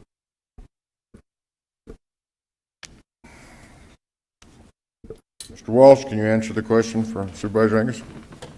Well, I'd like to hear from... Chairman Johnson, Supervisor Angus. The activities on this site, for a permanent nature, for this type of activity to continue, would require a rezone or a special use permit. The special event permit, not to be confused with a special use permit, allows for a one-time use if approved by the board. This is a special event permit. Correct. And if the applicant wanted to do this, he'd have to come back every time and get a special event permit. At what point does that become, an ongoing business? And that's a great question. And the special event allows for a one-time use if it appears that the applicant is going, or any property for that matter, is planning on a continual use of the same type of use, then the Development Services Department would recommend that a special use permit be applied for or a rezone. We have met with Mr. Ware regarding the property and the activities there and advised him of these items, that for a one-time use, a special event permit would be the appropriate route, but if he would like to, or if he wished to continue this type of activity on the property, that a special use permit or a rezone would be required. Thank you. Was this done under the expedited event form? Chairman Johnson, it was. We received it. The expedited review for the special event permit allowed for a 15 days prior to the meeting. We received it 15 days prior to the meeting. Pretty sure those are some of the problems I said we'd have with this when we decided to allow that expedited form to go through. That's all I have. Anybody else? Supervisor Langfelder. Thank you, Chairman Johnson. If I get the applicant to come back up to the podium, please. Thank you. Yes, sir. One of the prior speakers, they showed us a photo, and I assume, did you see that photo? I've seen that photo, yes. How many sites are you putting in it? I mean, as far as infrastructure is concerned, how many sites have you prepared on this? Okay, so the primary area on that map is an 11-acre clearing of just the greasewood trees. We left all the yuccas and all the pertinent plants in place. We didn't want to disrupt that. Sure. How many sites? There's 142 in that 11 acres. Thank you. Is this yours? That is mine. Okay. So I just heard testimony when you were speaking with Supervisor Gould that you don't consider yourself an RV park. But if I read, if I may, a section of this, and this is the first time I've ever seen this, it says reserve your permanent RV site. This will allow you to leave and store your RV, keep the same space year after year, decorate it your way, and come and play with your off-road toys, camp with your family and friends, hunt, fish, or just gaze at the stars and enjoy nature. So that right there says permanent RV, leave and store your RV, keep your same space year after year. That, to me, doesn't sound like a special use permit to me. That sounds like it's a permanent thing. And if you're saying that it's over 142 spaces, then, and I'm not, extremely familiar with the Dutch flat area plan, but it sounds to me that that is far in excess of 6 spaces. So how do you reconcile all that? Okay, so if I can address that for you, first of all, when it comes to the private sites, those private sites are for friends, family, and members that want to have their own picnic table on their own place when they come through for the day to visit or whatever. If they do have an RV, you are correct. I labeled that as they could leave their RV to go hang out, not only out for that day, that time they're there, but I labeled it as if they were coming back next week and they could come back. That was prior to me understanding exactly some of these zoning things that I need to address. But that stuff's already printed and it's already there. So, it's something I have to correct as I go forward. And that's if I even do the zoning change as I move forward with this. There was never an intention for there to be 142 permanent RVs there, ever. I can have members will tell you, and if you read deeper into that, I limited that to 100 private sites is what I actually did. And I said no more than 100 people could have their own special place to come back to during the day while they're riding, to have lunch at, uninterrupted by another family, or if they want to have Site 22 because they come out every weekend, travel through to Lake Alamo, they can pull into Site 22 and have their lunch every time unrestricted. That was all it was. That's what the actual intention was. I appreciate it. Unfortunately, this board, I have to go on what's actually written. And when I read this, it doesn't I don't know, I can't read between the lines about what's going on in your mind or what you think is going to happen in the future or anything else. We have to go on what's actually written. And so I think you've answered my question. I have one question for our Development Services Director, Mr. Walsh, if you could come up, Director Walsh. Have you seen this before? This pamphlet, this brochure, whatever this is? I don't know if this I've seen marketing? We've looked on the website and seen some of the Did you, items on the website. I'm just curious if you saw this, and if you did, it would seem to me that staff maybe should have just said, look, we're a little concerned because we see the words permanent, we see the words year after year, we see the words you can come, and maybe it wasn't a right fit. And that's Chairman Johnson, Supervisor Lingenfelter, that's a great point.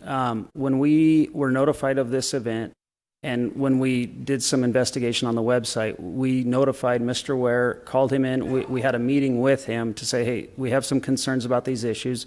If this is the direction you'd like to go with this property, these are the things that need to occur. We see that you have a special event scheduled for this coming weekend. In order to allow for that special event for this weekend, a special event permit will allow you to do that. For future continual use of this, a rezone and or a special use permit would be required. So, yeah, staff in looking at the website and the different materials on the website, we identified those items and raised them with Mr. Ware and provided a plan for him to be able to accomplish those items if he desired to go that route. Great, appreciate it. Yeah, Mr. Ware, I thank you for your testimony today. I believe that, if you look at the Dutch area plan, and we've heard your testimony where there's over 140 sites that have been prepared, and reading the stuff that I've seen, it just looks permanent to me no matter what you call it. So I want to let you know that I support RVing and off-roading and fishing and hunting and all those things that make Mojave County great. I just don't know if this is the right fit for that. I understand. I respect that. Mr. Chair, if I could provide an answer to Supervisor Angus. Thankfully, we had an attorney in my office who oversees this area. It is not something I oversee, but he did come down to provide some guidance on that. And first of all, on the idea of an illegal business, businesses are regulated on a state level. They can form and operate. Your question was more about this specific use, if it's a permanent thing, and after how many times does it, at what point does it become a violation and need something more than a special event permit. And special event permits are under the discretion of this board. The board can choose to approve it or not approve it 1 time, 2 times, 3 times, whatever this board decides. It's not there's not a law that dictates that after the 10th time now it needs a zoning change or a special use permit rather than a special event permit. Supervisor Angus. Can I ask you why you waited so long to get your special event permit? Your event, which you've taken money for from your members, is this weekend. Mm-hmm. So why did you wait so long? Because I was under the impression that I was allowed to, under my First Amendment right, assemble my social group without the infringement of the government, that I didn't need to have your permission to hold an event. I didn't realize that basically the ordinance says that even though you have a First Amendment right, you still need to get a permit. So once that was brought to my attention by Mr. Walsh, I immediately started the process. I didn't try to avoid it for 24 years or the last 9 years. I immediately jumped on it and said, let's get this handled and get it filled out and get it in front of you. So I didn't purposely delay it. I was under another impression. And maybe I was wrong about that impression. I'm not sure still to this date, but I at least went and did what I was told to do when I was told to do it.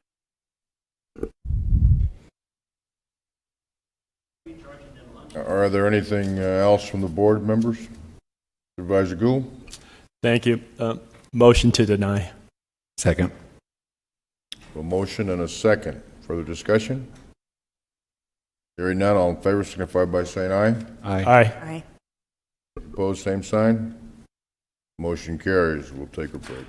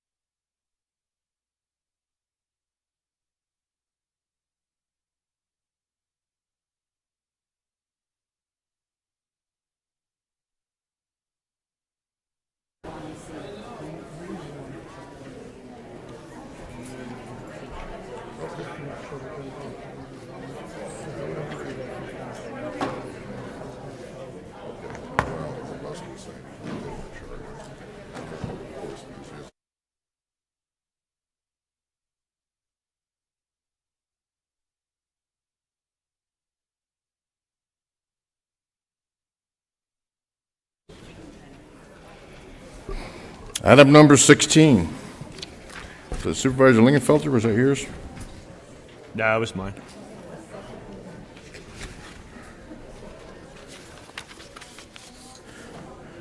Tax levy rates. Who wishes to address the board on that? Supervisor Gould.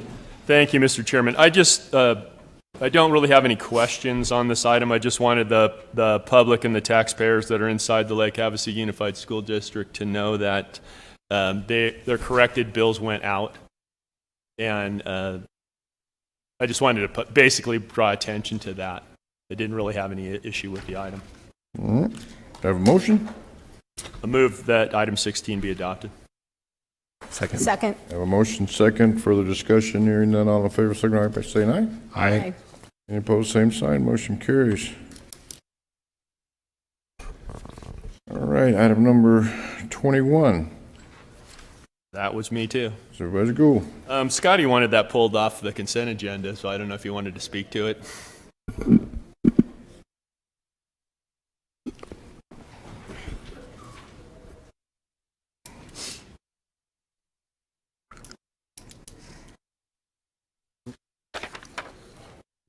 Thank you, Ron. Audit could go along on this December 20. I'm glad you're doing this because DuPuy's auction service has probably rented those buildings over there more than anybody else. Probably generated more funds from him than anything. We pay $3 each to go in there for parking fees, so I'd like to see where this money's gone because it ain't gone to fix nothing.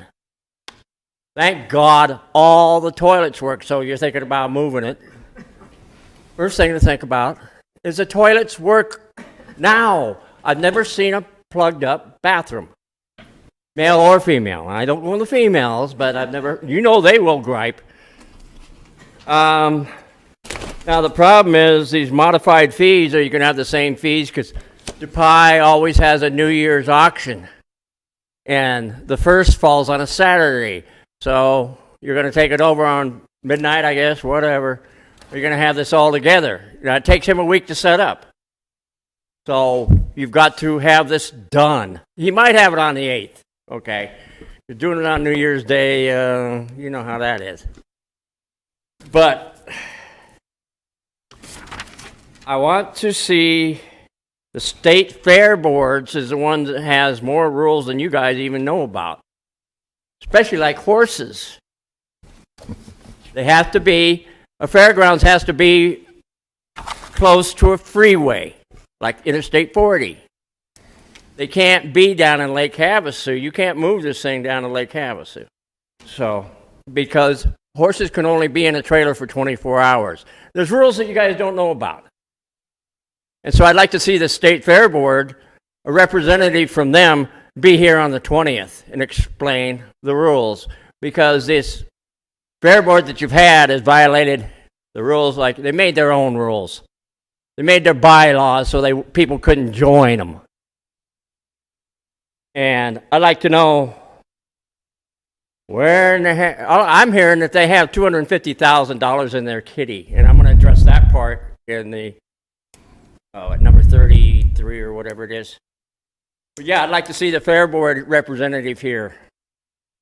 And are you going to jack the prices up or whatever? Because I imagine, I have no idea what he's paying now, and what you guys are proposing. I mean, we don't want to see you go broke on this either. But we're paying $3 a person to get in, or $3 a vehicle to get in. So I can't see you guys. They leave it pretty clean. We've got garbage cans there that we use, for whatever. People spill coffee and Coca-Colas there on the floor. It gets mopped up. Chairman Johnson? Wanna say Supervisor something? Angus. Scotty, this issue is just to set public hearings. We're going to be talking about these. There was information in the backup, so if you don't have it, I'll make sure that Karen gets it to you. Yeah. Okay? And so my point is there'll be more time to talk about this, okay? I just want the fair board there, the state fair board. They do know the rules, and you have to have a fair. We got it. I want to know where that $150,000 went to hold the fair also. Nobody's addressed that. Who got it, you guys or them? Supervisor Gould. Thank you, Mr. Chairman. Mr. Latosky, can you give us a quick overview of what we're doing here? Good morning, Chairman Johnson, Supervisor Gould. The staff is requesting board consideration and approval to set a public hearing to consider adopting both parks and fairgrounds fees starting in the calendar year 2022. As per ARS 11251, subsections 8 and 13, we have to have a 60-day notice in place, and hence we're bringing this to the board on this October 18th for a public hearing on December 20th, which fees and specific to the fees will be discussed. Thank you, sir. I have a question, Mr. Latowski. You said the fees will be discussed when?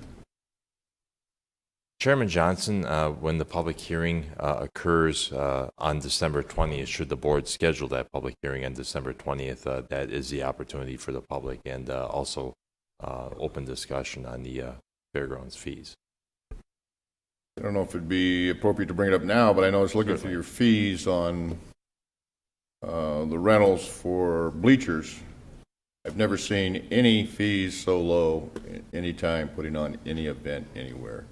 I just pulled up from the internet. The cheapest one I could find was $3 a seat. We're charging, what, $1 a seat? You have to move these bleachers. You have to, pay for the bleachers, the maintenance on the bleachers. I think somebody should look at that because you're giving away the seating, and it's just it's not worth it to us. But that's all I had. Supervisor Lingenfelder. Thank you, Chairman Johnson. On that point, I would hope that in December that staff would bring back their basis, their rationale, including perhaps fee surveys and things that you've done to justify the fees that you're proposing. Correct, Supervisor Lingenfelter. We do have that in our backup currently, where we did pull all the other Arizona counties to the best of our abilities and posted what those other counties have for comparables. While largely, and I'll just leave this message, largely staying with the Fairgrounds Association fees as previous.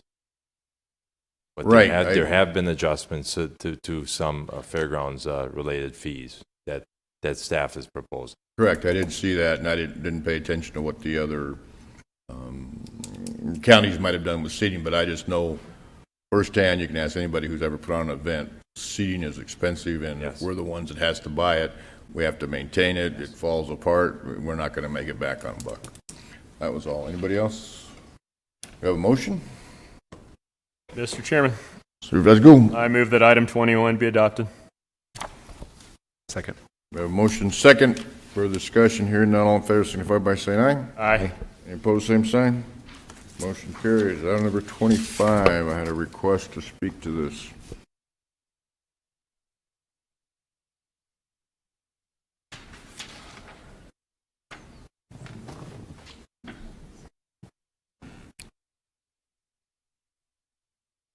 Chairman Johnson, fellow board members, my name is Ken Fielder. I live at 4930 Tennessee Avenue in beautiful downtown Chloride. I've lived in Chloride for 31 plus years. I have a map that I hope you can see, is that Danny Scholl owns this property, Larry Johnson owns this property. Recently, Judge Gertler sold this property as a trustee of the Chloride town site to Danny Scholl. He also sold this property to Larry Johnson. Today, before you, the petitioners are asking to abandon this piece of Hercules and this piece of First Street. Hercules, as you can see from this ortho photo, goes nowhere, and it has not been used. You can see the vegetation. This street has been dedicated, or has been platted since 1918 and has never been developed or used. So I'm urging you to accept the abandonment as requested. Thank you, sir. Any questions? No. Thank you. Lance?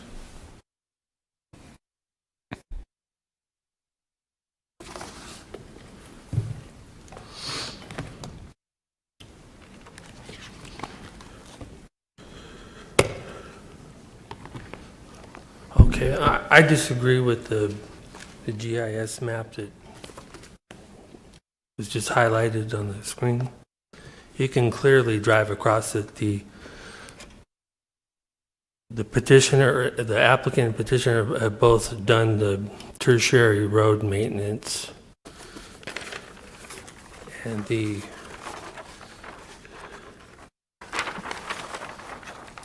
record of survey map here. And by the way, it says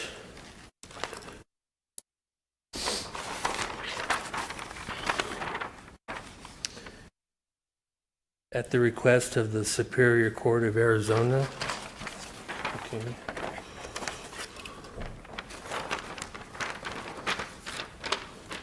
So the road improvements for Hercules have been made, as well as First Street. This by the applicant and this by one of the petitioners. So that is clearly drivable. Okay, another problem I have here is so before this was auctioned off, Public Works justified maintaining, extending Park Street across the city park lot. So when I asked why, and it wasn't shown up as a maintained road on the GS, the very next day, I asked Public Works why that.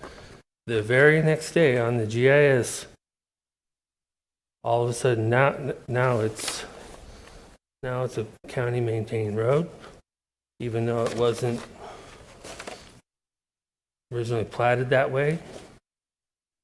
And then this is their justification, an obscure Board of Supervisors ruling in the year 1910. Now, if I had brought this up, I wouldn't really waste your time with this. But since Mr. Latosky brought it up, now he's opened the door. So let's go back to 1910. Here's a photograph that I'm sure the other petitioner don't want you to see, but you can clearly see, well, when there was obviously the railroad track, but the road is open, drivable. And there are many historic photos from Silver Hill. The road historically has been developed. So for Public Works to say that road's never been developed, that's patently false. And again, but I'm thrilled that Mr. Latosky used this previous as a precedence, because I sure would be laughed at if I brought this up. All right, thank you, Lance. Okay. Anyone else who wishes to address the board? Seeing none, what is the pleasure of the board? Chairman Johnson. Supervisor Bishop? Chloride is in District 4, and I do support this adoption of Board of Supervisors Resolution 2021-161, and will do so in the form of a motion. Second. We have a motion and a second.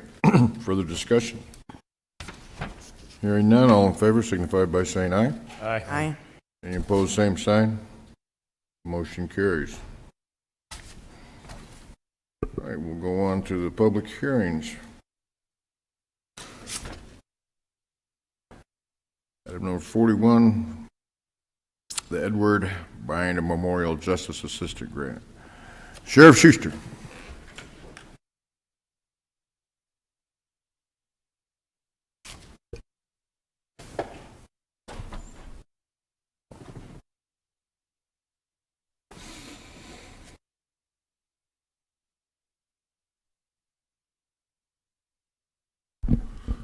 Good morning, Chairman Johnson, members of the board. Just briefly, this is an ongoing grant that we receive each year that does require a public hearing that's set for today.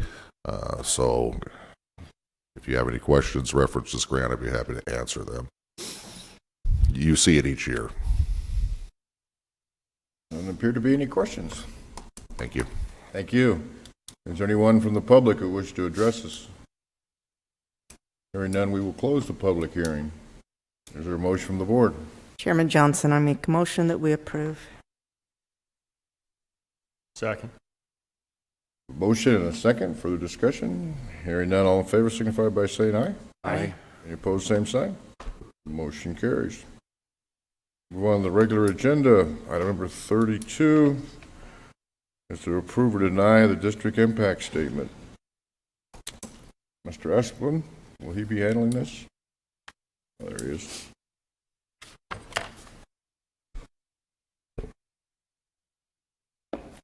Good afternoon, Chairman, members of the board. Just I'll set the scene a little bit. There's currently a fire district in the area. It's called Northern Arizona Fire District, and Northern Arizona Fire District covers a large amount of area north of Kingman. And proponents of this measure would like to essentially cut off portions of that Northern Arizona Fire District and create a new one. If you basically take it's kind of a mark that's west of Valley Vista. You take that mark and you go everything east of that. That would be the new district. That consists of Valley Vista, Hackberry, and Truxton.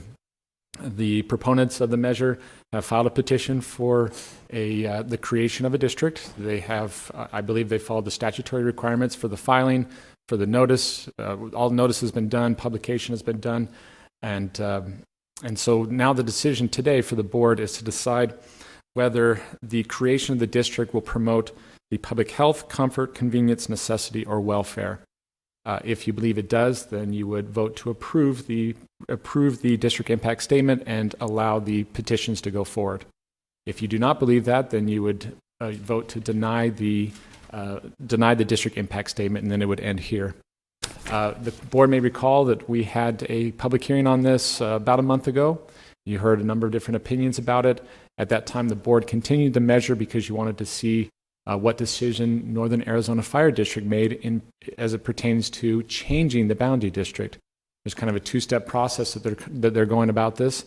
They're changing the district boundaries so that they can create a new district. I will report back to the board that the Northern Arizona Fire District Board voted to accept their district impact statement to change the boundary, to make changes to the boundaries, so they are allowed, they can move forward with the petition process for modifying the boundaries. That was what we were waiting to hear. So that's the report I have back to the board, that the Northern Arizona Fire District Board voted in favor of that. I believe it was a 3-2 vote. And so now you have to make a decision whether to accept the district impact statement and move forward or deny it. Thank you. Any questions, Mr. Esplin? Supervisor Lingenfelder. Thank you, Chairman Johnson. Attorney Esplin, I've heard that there may be a little confusion out there. If a new district were formed, I just want to make sure that everybody has accurate information about what's being proposed. The facilities that are currently owned by NACFED, fire stations, equipment, buildings, all those things, those would not deed over to the new district. The new district would essentially be starting from scratch, and they would have to procure and construct, design, all of those things. Their facilities, their equipment. Is that an accurate statement, or if it's not, tell me. I believe it's accurate, and here's why. If you look at the statutes pertaining to districts, I just did some quick review in preparation for today's hearing, or today's meeting, excuse me. Anytime you wish to, for example, let me just kind of go through these. If districts merge, if there's an annexation, if there is consolidation, the law talks about different ways that you would dispose of assets. None of those three things are happening here. This is not a merger. This is not a consolidation. This is not an annexation. What it is they are creating a new district. And so with that, there's nothing in the law that says those assets that were in a different district would suddenly be deeded over. There's nothing. I don't see anything in the law to that effect. I don't see anything that in the Arizona statutes that would allow that. I mean, what they're doing is creating a new district, and you don't just suddenly get somebody else's assets if you create a new district. So I don't see anything in the law that would allow that would support that position. So the options then, if such a new fire district were created, they could approach NACFED to purchase facilities and equipment in the district boundaries. Is that correct? Yes. Or they could opt to design and build or lease or whatever. Yep. Completely new facilities. Yes. Okay. Yep. Okay. This has been a tough issue to watch. Well, this is in my district. It's in District 1. And it's always hard to watch when you have an issue that is sort of tearing a community into two camps. The one thing that I have heard that has been consistent across the board is the need for service improvements. And I would think that would be a goal that everybody in the district could agree on and work together in. I mean, all of you that live within the boundaries of the fire district, you all own the fire district. You're owners of that fire district. And I'll say again that I believe there's 2 vacancies on the NACFED board next year. I think the easiest way to really push for increased service, for better service in the eyes and the views of the owners of the district is to get a majority on your current fire district and to push for change that way. That's the simplest and fastest way to do it, in my opinion. I had a meeting with the current NACFED president and the fire chief to ask what their opinions were, if they really thought that what they had seen as far as proposed budgets for a new district would be sufficient, and I'm not going to make a comment on that. All of you need to really do your due diligence as the owners of that fire district. But I think ultimately it needs to be decided upon the voters, the owners that own the district. So that's all I have to say. All right, we have members of the public that wish to address us. Nancy Moscow. Has Nancy left? She is in favor. Wendy Hollinger?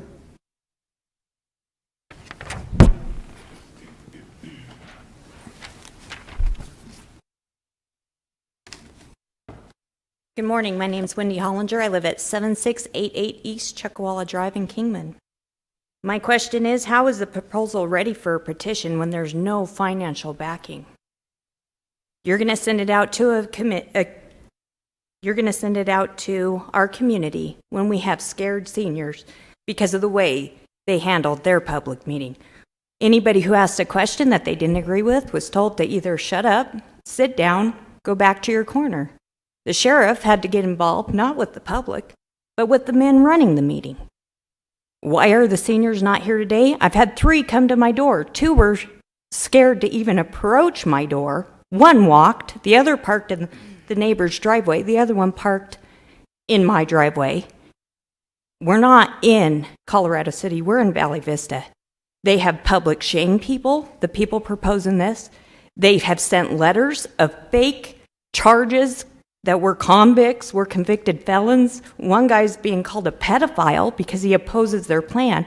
All we're asking for is the budget and the funding to move forward with this. There is none. And us younger chums, as we're called, we don't want it. And what we've done, us younger chums, is we went, took a poll on Facebook, and got 19 volunteers to try and better the services that are already in place. We've worked with NAFED to try and better what we have. We don't need their proposed district. This all comes back to one person, Wayne Etter. Wayne Etter is circulating this whole thing. 50 plus complaints to the Attorney General against NAFED, and the Attorney General has found no guilt. This is one man's plan to get a fire district back because nobody else will hire him because of his own convictions. So we're asking you today to please stop the petition, protect the seniors in this community of public shame. Thank you. Thank you, ma'am. Wendy Hollinger? Oh, that was you. Kim Gaines? If Kim has left, she did mark whether she was, oh, she's there. Careful. Good morning or afternoon. I really don't know what time it is. I did come down here for a cup of coffee and donuts, but I'm going to tell you, as much as I love Valley Vista, I would love to see their own fire department, because I really am not happy with the Northern Arizona Fire Department. But economically, we cannot afford to go forward. I would love to go forward with some more fire hydrants out there. And that's about all I can say. Thank you very much.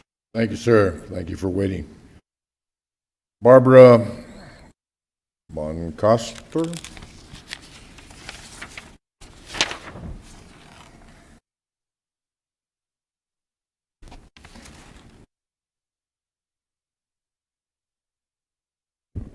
Good morning. I am here again today to try and bring this to a close. It's tearing our community apart. We all need to try and work together. I haven't lived out there very long. I've lived out there a year, and what I've seen in a year is just horrible. I want to live in peace. I want to be able to get along with everybody that's out here. I want to go to the winery and drink with them. I want to let's get this over with. Please make a vote, and let's just end this. I am opposed to the new fire district. Thank you. Thank you, ma'am. Barry Van Stocken.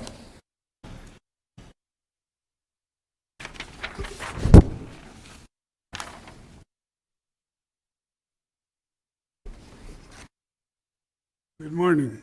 I'm Barry Van Stock. I'm 9639 North Stetson Drive, Kingman. I'm a proponent to the district. We went before the fire board and we let them know that there's 52 or 5,300 families involved in this change that aren't in the fire district now. That's all in combined. We wanted to give them a chance to vote on whether or not we could get this program going, and whether or not all we're asking for is the right to give them a voice. We had 40 or 50 people on each side at the fire department, and I don't think that they should be the ones to make the decision for 5,300 people. We know we put a budget out. Everybody has the budget. I don't know why they say they don't have one. There's budgets around, the maps are around, the infrastructure's there.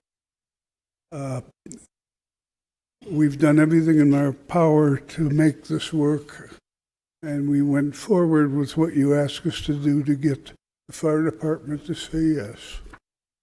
They said yes because they've agreed that the people out in that district decide whether we go forward. Thank you. Thank you, sir. Chairman Johnson, may I ask the gentleman a question? Mr. Van Stocken, I have a question for you. Sir, so you're a proponent of this.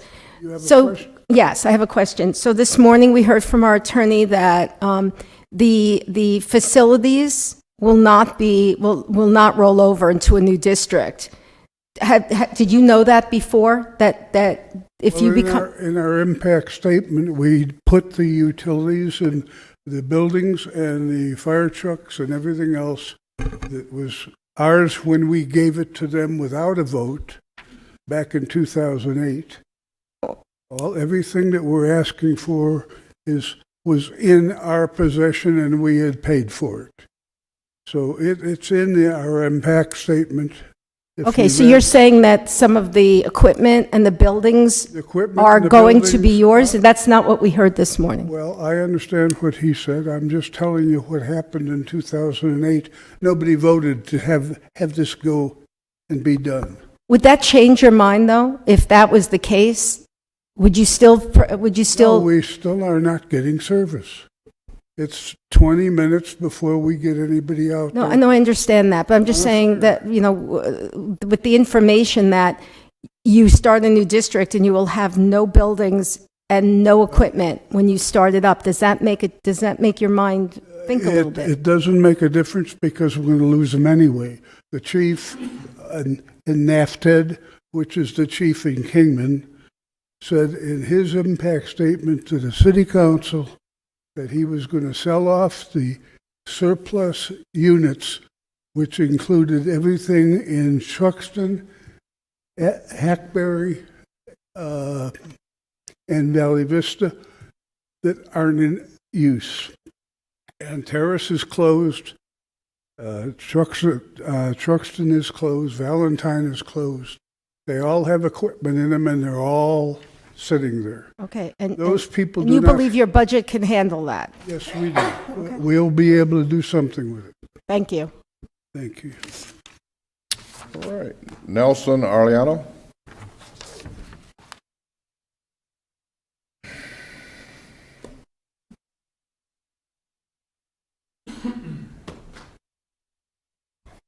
Good afternoon, Board. My name is Nelson Oriano, 7313 East Concho. Moved here 8 months ago with my parents so they can have a better place to come, to rest, to relax. We moved to kind of a rural area to get outside the city. None of this is happening since we found out this fire department's been taken away from us for 2 years now without any of us knowing.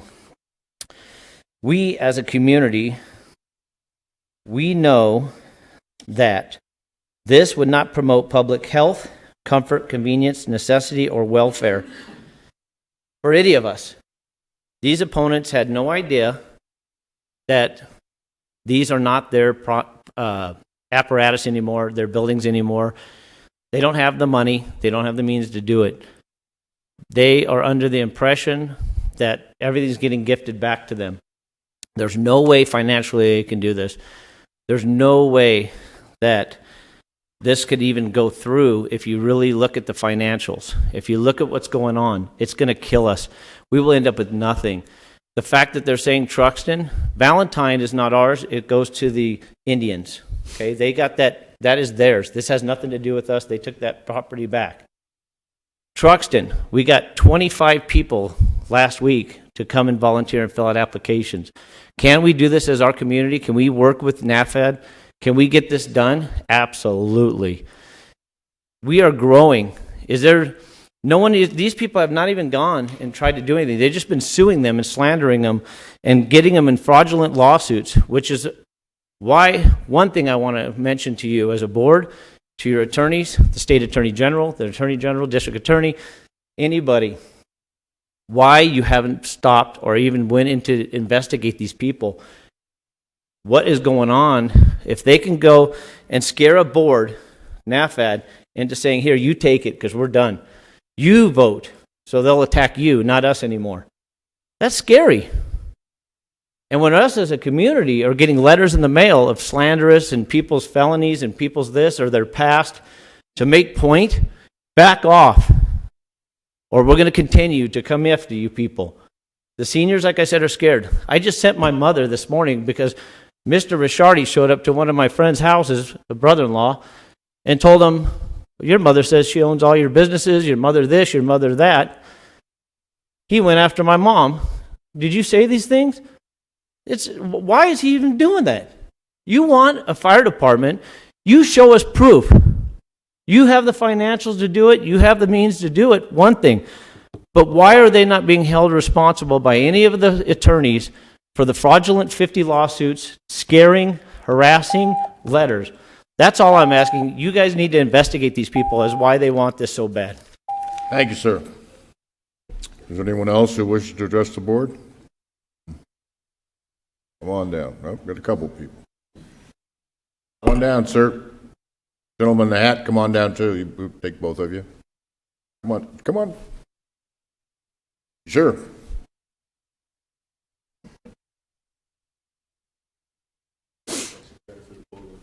My name is Ray Ricciardi. I don't know what you just heard, but I never threatened anybody. I'm not that person. I've been a resident and a property owner for 30 years. I've seen what 30 years has done to the community as far as emergency services. We had and we owned the fire department in Vala Vista. It was our department up until 2008. At that time,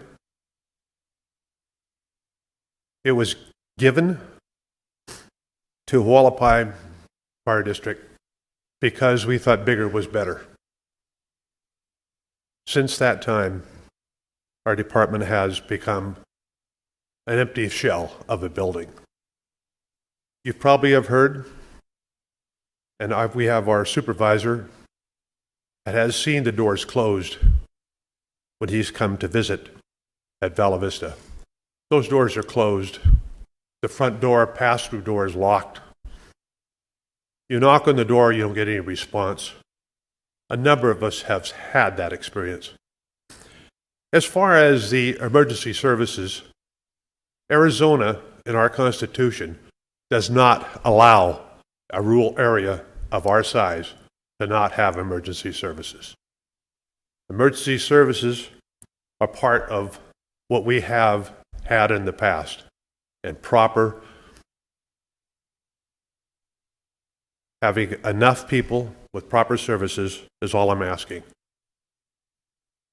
Their existing Northern Arizona Fire District has given us permission to go to petition to let the people decide in the impact area, decide whether or not we have enough people to go ahead and go forward. I really feel that your obligation to us as citizens to find out whether or not we have that percentage of people that will allow us to improve our services. The petition's all I'm asking for. I'm not asking for you to rubber stamp. I'm asking for you to give us the authority to go to petition like Northern Arizona Fire District has. Thank you very much. Thank you, sir. Chairman Johnson, I have a question for Mr. Riccardi. Oh, Mr. Riccardi, I have a question. Thank you. Mr. Riccardi, thank you for coming down today. I appreciate it. Hearing Attorney Asplin and him basically saying that if a district goes forward, that you'll really be starting from zero. You won't have facilities. You won't have engines. Are you confident that the budget that you've proposed, or that this initiative is proposed, is going to be sufficient to provide for equipment, facilities, all those things? Absolutely. And the reason we'll be able to do that is because the Arizona Constitution will take care of the rights of the people in this rural area to make sure that we have emergency services. I sent that information to Chairman Johnson a couple of weeks ago in regards to the Arizona Constitution and how it represents itself towards our area.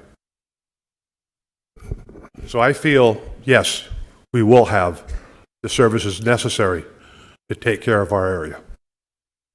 We wouldn't have started this from the beginning if we didn't think we have. This has been a very expensive proposition. Okay, thank you. Thank you, sir. I have a one more question. question, sir. Supervisor So Andrews? you're using the idea that you have a constitutional right for a rural area to have the emergency services, but where's the money coming from? The money will be coming from, first off, the tax dollars and the percentages that the residents pay in the affected area, and the generated amount of money we will take care of that. Okay, so for the buildings and because the budget that I saw really didn't address those kind of things. Madam, the Yes. building that is in Bella Vista will not be lost How so? because of the transition. But you don't own it. We do Your not own district- it. As it is right now, that property is under a quick deed. The other properties outside of Vala Vista have actually transferred title.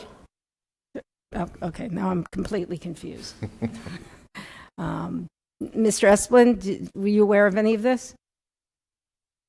I'm sorry. Well, she asked the attorney for Yes, his I'm sorry, opinion, ask sir. the attorney. I have not looked at any kind of who has ownership or whatnot, but I can tell you just if somebody has ownership and you create a new district, the district doesn't suddenly get those by virtue of creation of a new district. Right. They just don't. But as, in terms of what kind of deed it's under or who's on what, I have no idea. That's not something that I would look into. Right. I also kind of want to put it, thank you very much. I also kind of want to put on the record that NACFED board did approve it to go forward 3-2, which is a split board. And we received a letter saying they put it forward because, you know, this is what the people wanted, but they think it's a bad idea. So I wanted that on the record because everyone keeps talking about it like they're okay with it, but that's really not the case. Supervisor Gould. Thank you, Mr. Chairman. Sir, how did you guys end up in Northern Arizona Fire District? It said something happened in 2008. I'm curious what that something was. Hualapai Mountain in 2008 agreed to accept the responsibility of emergency services. We were treated as secondhand citizens from that point on. We were given over to Northern Arizona Fire District. I can't tell you exactly how long after that took place. And since then, we have been transferred without any authorization through us or asking or consolidation or agreement from us as residents. Now we're in control of the Kingman Fire Department, which actually even places us further out as far as emergency services. So again, it's almost like we are adopted and treated differently than the services of the Kingman Fire District. So did you have your own fire district originally? That's correct. And then that board voted to transfer you to Hualapai Mountain?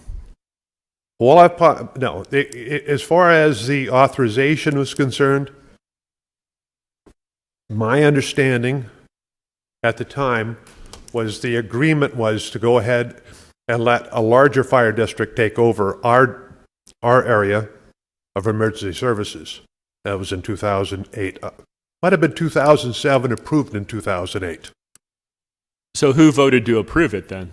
It would have to have been the board at that time of Vala Vista. Okay. And then that fire district got consolidated with Northern Arizona? That's correct. Okay. So you got over there and then back over someplace else. And we had no knowledge that this was taking place until after the fact, as far as the citizens were concerned. So they don't have to publicly notice that action? If they did public notice it, it was it was not in the venue for the people of Vala Vista. Sure, and we see that a lot. You see people become concerned after the action is taken because they don't spend their day reading the public notice section of the newspaper. Thank you, sir. Thank you. Didn't that come before the Board of Supervisors when they did the consolidation? For me to tell you that, Chairman Johnson, I don't know that. Okay. All right. Thank you, sir. Thank you. Come on up, sir. Good afternoon.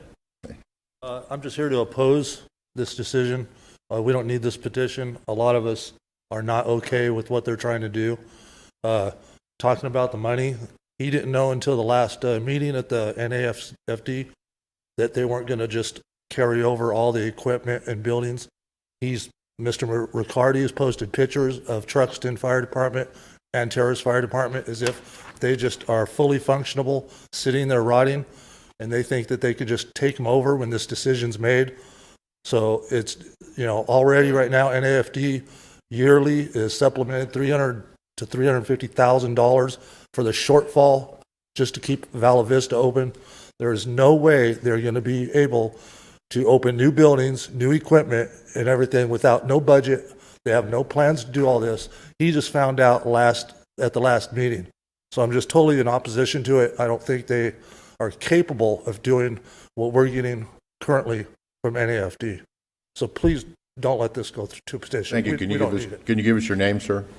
I'm Jody Self. I live Thank at you. 7262 Superstition, Val Vista. Thank you. Thank you, sir. Is there anyone else?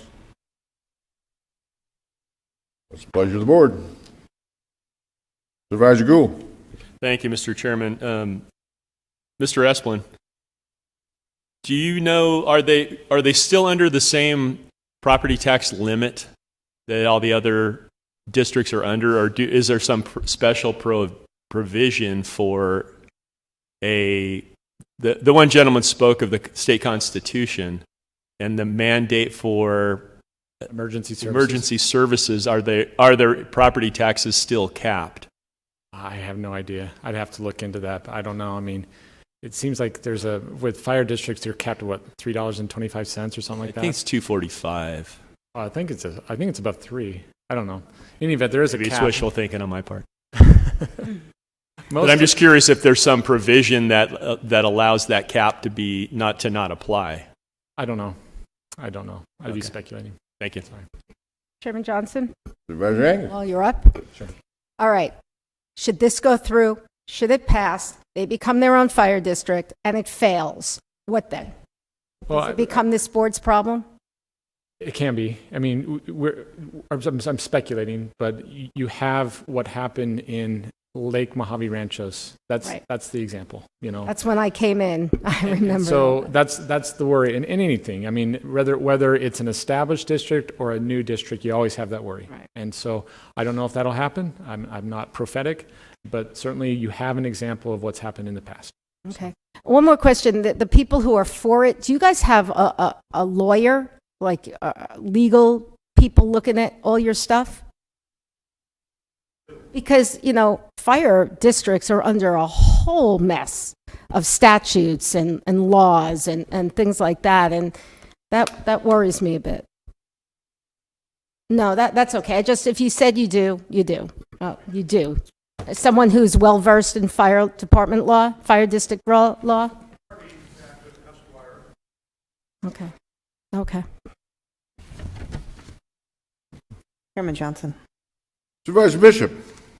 My thoughts on this are concerning because of the financial situation. I think the tax rate for all the fire departments in Mojave County are at their maximum rate right now, so it is what it is as far as the finances. And if this new fire district is approved, they will have some funds, but I don't believe they're going to have enough funds to build a new fire station and buy the equipment and train volunteers. And speaking of volunteers, we're in a world now where we can't get people to work for money, and this new fire district wants people to work for no money. Volunteers are a special kind of people. They're very much appreciated, but they're volunteers because they don't want a commitment, an 8 to 5 job, or they're older and they have physical limitations somewhat. Maybe not all of them, but a good majority of retired folks are in the upper end of their lifespan, and so that's concerning. And then, like Supervisor Angus said, what happens if this district fails? And it almost looks like it's destined to fail. If it does fail, then this board will have to hire a administrator to run the fire department until we can appoint someone or have an election. So once again, all these problems come back to this board to fix after the fact. So as much as I would like to see this go to the vote of the people in Valley Vista and have them make the decision and put it to bed one final time, and neighbors be neighbors again, I don't think it's a smart move on our part to allow that to happen. Thank you. Chairman Johnson. Supervisor Lingenfelder. Thank you. I see the NACFED president. Could I ask you to come down to the podium just really quick?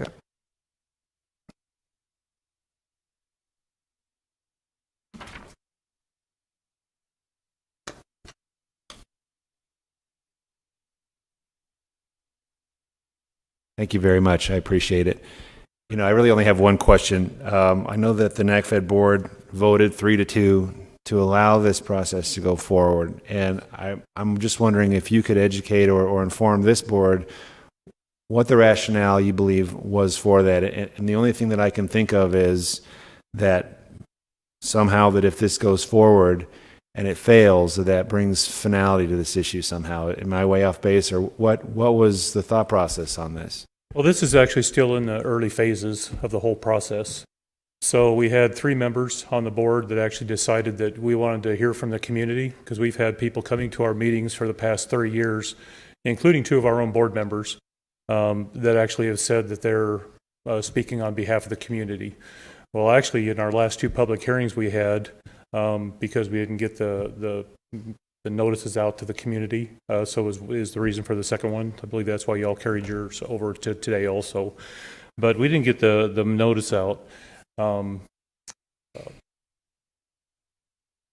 As far as like the vote, we wanted to hear from the community, because I mean, just the last 2 public hearings that we had, it was like kind of overwhelming. It was like 3 and 4 to 1 that people were opposed to it, and they were saying that they hadn't heard about it until just like 2 or 3 days prior to our first public hearing that we had. So 3 of us actually decided that we wanted to hear from the public in the community, just to hear if they even had the interest in moving forward. Because the board, you know, we're supposed to actually act on behalf of all 18 to 20,000 people that live in the fire district. Well, even though this community only has like maybe up to 5,000 residents, you know, if we're looking at the whole fire district overall, it could benefit the fire district overall if they were successful in withdrawing from the fire district, because then the rest of the fire district is not supplementing $300,000 for the service that they currently have. So that does benefit the other, you know, say up to 16,000 people that live in the fire district. But if they're not successful, we'll actually still keep going forward. There's been a lot of misinformation given to the community out there. So I recently added or joined 2 different Facebook groups so that I could answer some questions and try to get the accurate information out there for the people. So far, that's actually been received pretty well. There is actually still some misinformation out there. It is true that actually we're still capped as a fire district at $3.25 per $100 of assessed value. We are not at the current maximum right now. We're at $3.12.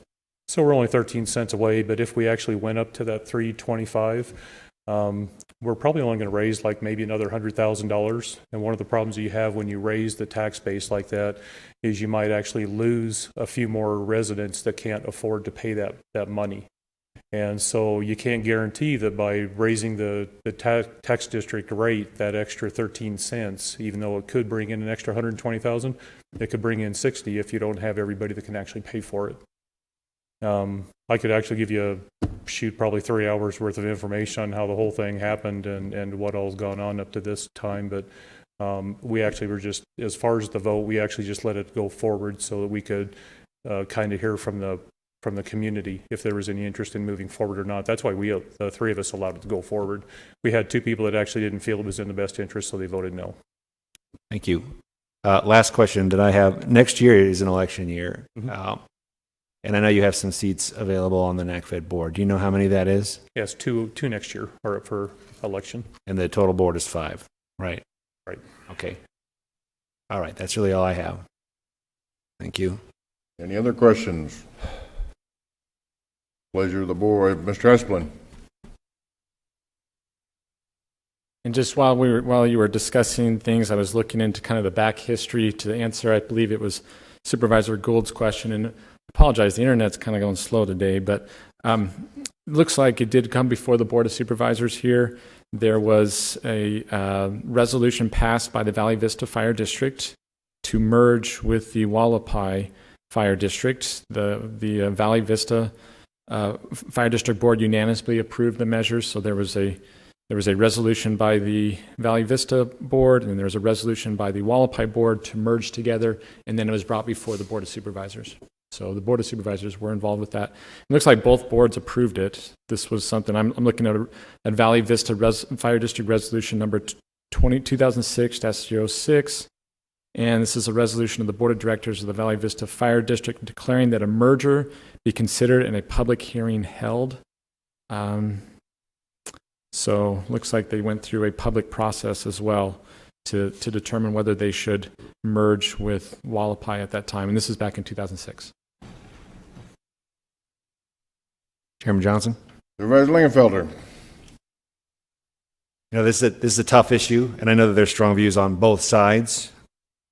But you know, I think ultimately what I've heard, and I think what this board has heard, is two main issues. It's response times and it's service improvements.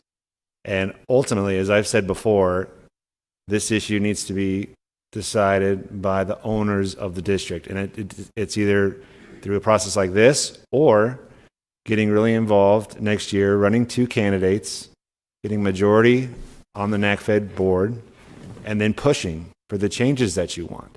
I mean, that's what you have to do. I mean, if you have a NACFED board member or board members that are a majority and they push for service improvements and better response times and things like that, you get to the same place.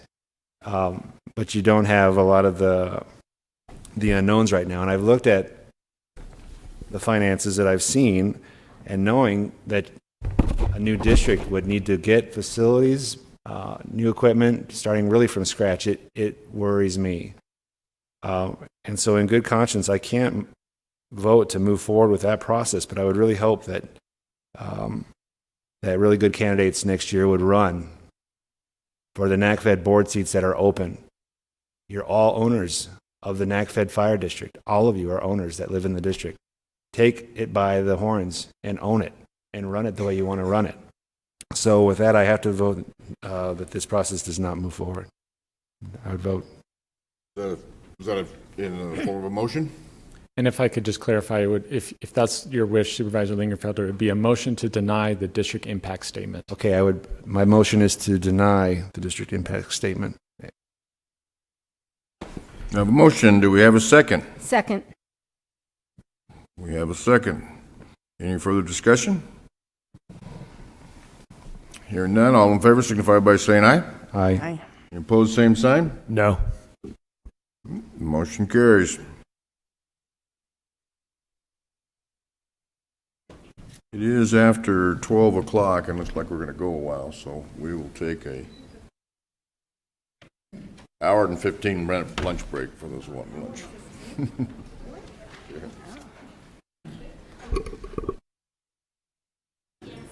Whatever.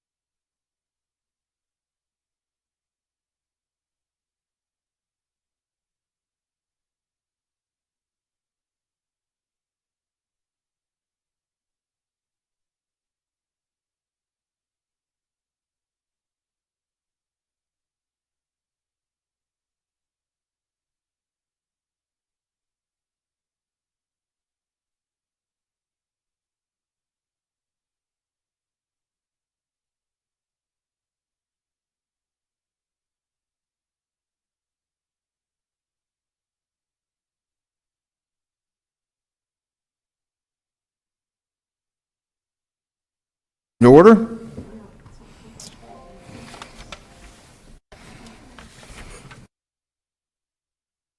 Right on item number 34. Discussion possible action for Fairgrounds transition plan. County Manager, Mr. Witowski. Okay, we didn't do 33. Do we have to do anything on 33? So you still have to address it or take no action or... That's what I did, was take no action. I would ask that you take action. Don't you have to take action on the... Yeah, we're asking that you take action. What kind of action would you recommend we take? This is to authorize the chairman of the board. Approve. Yeah, so we'd ask to approve the agreement and authorize the chairman to sign the All agreement. right. Motion to approve. A motion, do I have a second? Second. A motion second for the discussion. Hearing none, all in favor signify by saying aye. Aye. Opposed, same sign. Motion carries. I came back for this. I came back just for that moment. We're happy to have you too. Thank you. Have a good day. Mr. Lotowski. Yeah. Oh, he really You'll did. stand for questions. Does anybody have any questions, Mr. Lotowski? What are we doing? We're on the fairgrounds. I guess questions I have, quite a few questions. And I don't know if it'd be for you or not, but I don't believe this is a function that should be handled by the Parks Department. I believe this is an important part of the county, and for it to succeed, we're going to have to hire somebody, much like we do a county manager or somebody else, or we do interviews and find out if they could do it. And if they have to go through somebody at the parks and then through Mr. Lotowski and then through the county manager before it gets to us, I think that's, at least that's my opinion, that we need to either have a department standalone by themselves, somebody that we can call in, because it's going to be a big money deal. That was the first thing I had. I don't know if anybody else has anything. Chairman Johnson, I was just thinking that economic development should be involved. A reorganization of... My mic was off. What I was saying is I think economic development should be a part of this transition as well, and I'm sure they probably are to some extent, but I think they should play a fairly large role in whatever it is that we do going forward, as well as the parks and public works. But Chairman Johnson, members of the board, if it pleases the board, Sure. I'd be happy to give a summary of the transition plan as presented by staff. Well, thank you. The transition plan consists largely of 6 facets to effect the transition, and it's going to be carried out in 2 time frames. The first time frame is now until the end of the year, where 1, facilities repair is one facet. Up to this point, staff has identified and facilitated repair to through an electrical contractor of multiple electrical, health, and fire safety hazards prior to the Mojave County Fair in mid-September, and that did occur at a $10,690 expense. The second facet is staffing. We do aim between now and the end of this year to recruit and aim to hire 3 core staff, that being a parks superintendent, a fairgrounds superintendent, a parks budget manager, and a facilities grounds worker.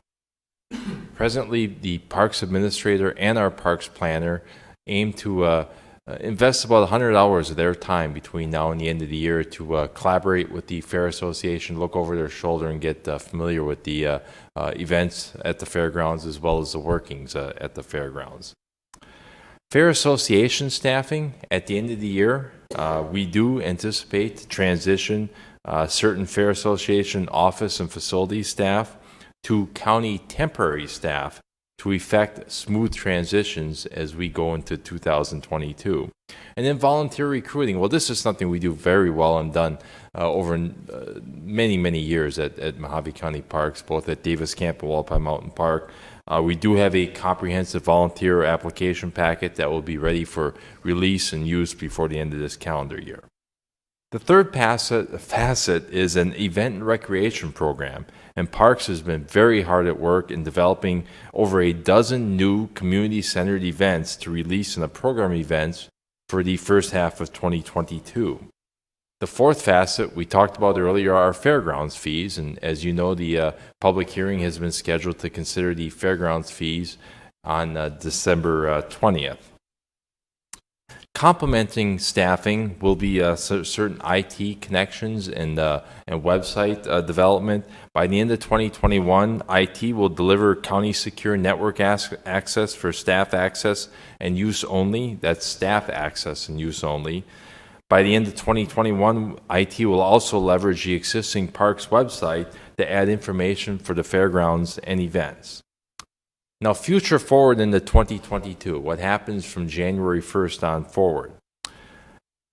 As far as permanent staffing, Parks will recruit and aim to expand the fairgrounds' permanent staff by April 2022 through recruiting an office assistant senior and facilities ground worker senior. So that's going to bring the permanent staff to 5 persons total. And we will also continue certain facilities repairs for the purpose of sustaining near-term use of fairgrounds facilities. That's not really wholesale improvement or expansion. It's just maintaining facilities so that they are ready and in a good condition to be used in the near term. The fifth of 6 facets include a third-party audit. We do aim by April 2022 to complete an audit of the Fairgrounds Association finances. And the last facet is fairgrounds branding. We're going to facilitate new logo development and a modern website supporting fairgrounds and events promotion. The implications, I think we've shared this on a couple of occasions, both with the business plan as well as early editions of the transition plan.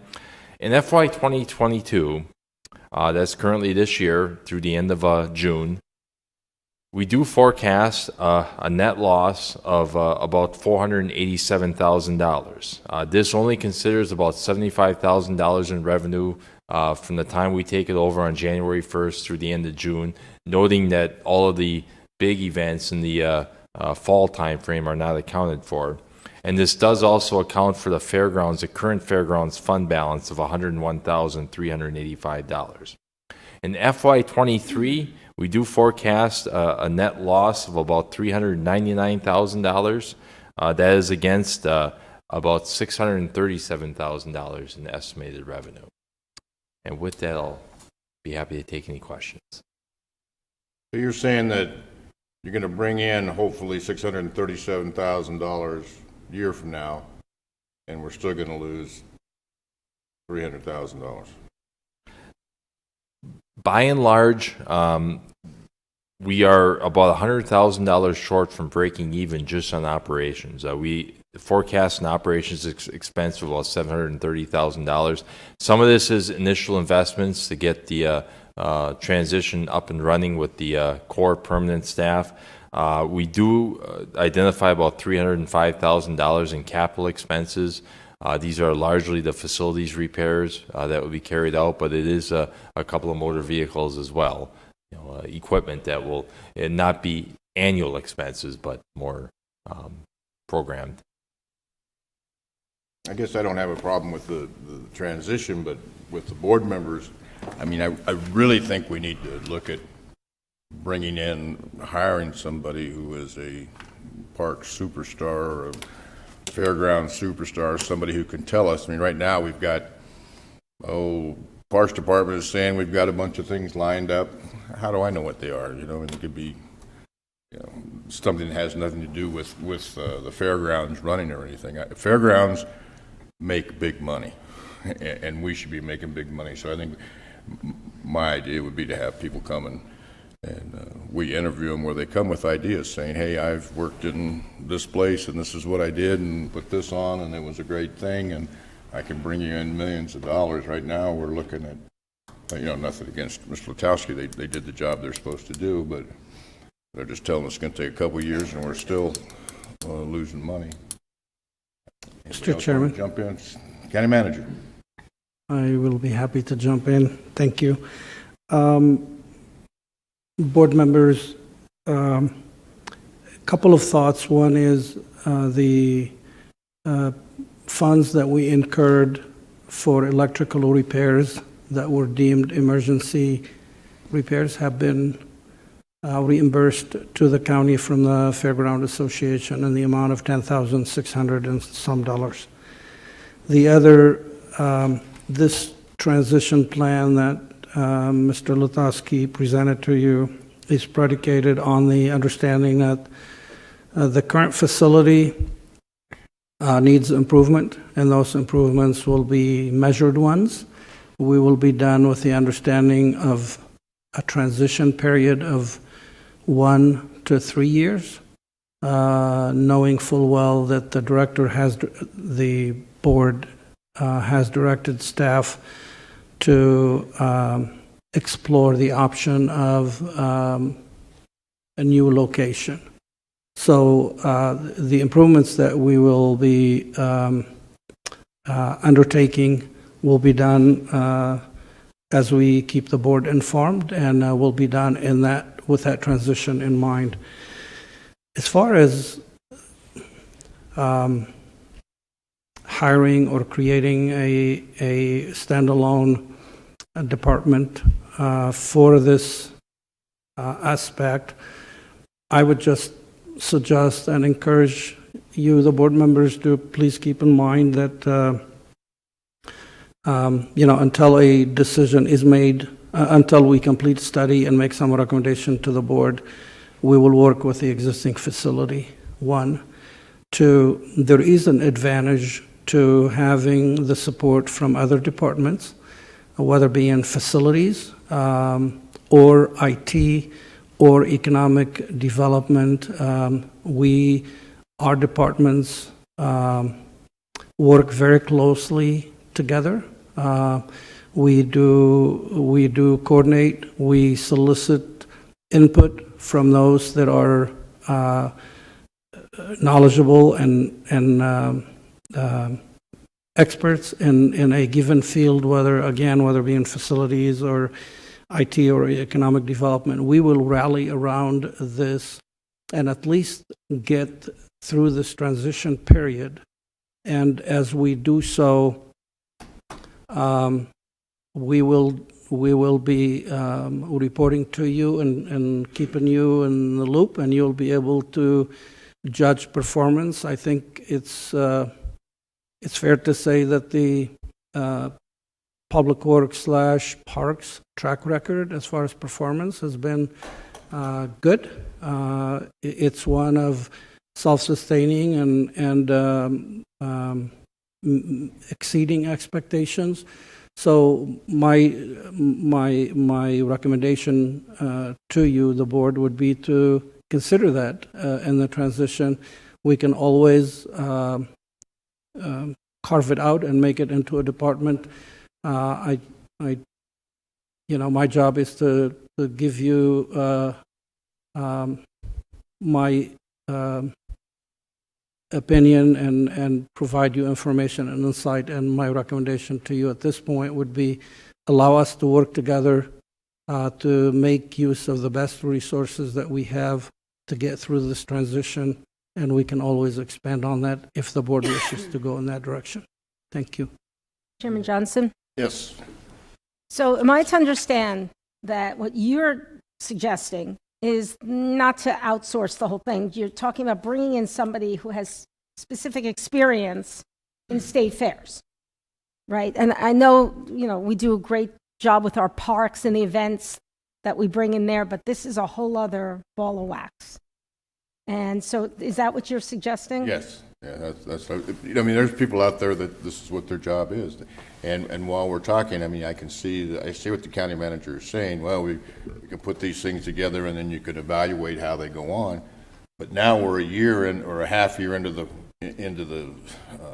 fiscal year, or finishing up the year, and who knows what Mr. Lutowski and the rest of them have come up with. I know they haven't put on gun shows. They haven't, quilting things. There's, all sorts of, small animal things that go on, because now kids are getting into rabbits and, smaller animals. But somebody who's in that business, just like being in the promotion business, that's what they do. It's a promoter. Yeah, and kind of like when we did, those of us who were here when we did PIO, the original one, people came and they had ideas and they were saying, this is what we'll do when we hit the ground running, where I feel that if we do it, maybe Supervisor Angles will say, oh, I think this is a great idea, and I come up with something else, and next thing you know, we're just running, stuff that aren't really bringing in any dollars or benefiting the county. That was just my thought. Chairman Johnson? Yes. In this, reorganization or going forward, how many more employees do you think you'll need for the state, just for the state fair? County fair, I'm sorry. I have the state fair on my mind. I'm going next week. Chairman Johnson, Supervisor Angus, we aim for 5 total permanent employees. And they would be new permanent employees. correct. New permanent employees reporting directly for Fairgrounds business only year-round. And is one of these proposed employees someone like we spoke about, a promoter, or someone who has vast experience in state fairs? Or are they more just sort of people who are going to be running it and facilitating it? Well, Supervisor Angus, on the hierarchy in the chain of command in the Parks Division of Public Works, we aim for what's called a Fairgrounds Superintendent. We worked with HR to identify a job description that brings certain knowledge, experience in that field of business. So we're hoping to see applicants in that regard. The Fairgrounds Superintendent would be the same position as our Wallapai Park Superintendent and Davis Camp Superintendent. Right, So, but I think this is a different position. correct. This would be more of a, Can you see working something like that into the department? well, it's not out of the ordinary. In fact, I've seen it in my time before the county. I was one of those people where I'm a contract employee supporting a government agency. In fact, that's a lot of the work that I did in my past experience before the county. So I brought a specialized level of expertise to a particular service or product. So that's something As a that, contract? As a contract. Okay. So that could be a potential option. Somebody that would be of almost in-house assistance, but yet under contract to the county staff. That's another thing that would help, and I don't know if it's important to the rest of the board, but right now, Parks is a standalone outfit. Once we put Fairgrounds in, now they're taking general fund money. So once they get their nose under the tent, and they start taking money for everything. Any other thoughts? I think no matter who runs it, the intent is to still keep our strong partnerships with, the folks that really have the connections, the Kingsmen, for instance, that have the connection into the rodeo circuit. And I've spoken to the vice chair of that organization, and they've got some really great future plans on what they'd love to bring to Mojave County regarding rodeos, 4-H, and the many programs that they have for the livestock for both the adults and the kids, right? I mean, we're still going to use those folks as a part of a county function, right? Chairman Johnson, Supervisor Lingenfelter, absolutely. And that was the premise of our Parks Administrator, Kristen Zimmerman, and our Parks Planner currently working with the Fairgrounds Association. We've already made contacts with Dupuis auctions and other events that are coming up in the near term in early 2022, so that there's going to be mechanisms for keeping those events in place and going, yet just under a county permit, if you will, event permit. So we don't expect nor desire to affect any disruption in the delivery and presentation of what people count on in the community as more staple events of the fairgrounds. But to our credit, especially Kristen's credit, we are trying to identify new community-centered events so that we can just have more events at the fairgrounds, period. Yeah, well, I think where there's a gaping hole right now in our current fairgrounds, when you look at, we want to talk about making money-making events. I understand that the fair makes money, and I understand maybe the home and garden show makes money, but where I think we're severely hamstrung right now is on the motorsports events. When you've had the city of Kingman, a prior council, they passed a top fuel ordinance, which prevented motorsports events, very large-scale motorsports events, very loud motorsports events, from using that facility. And those motorsports events are moneymakers, and you can do them all year round.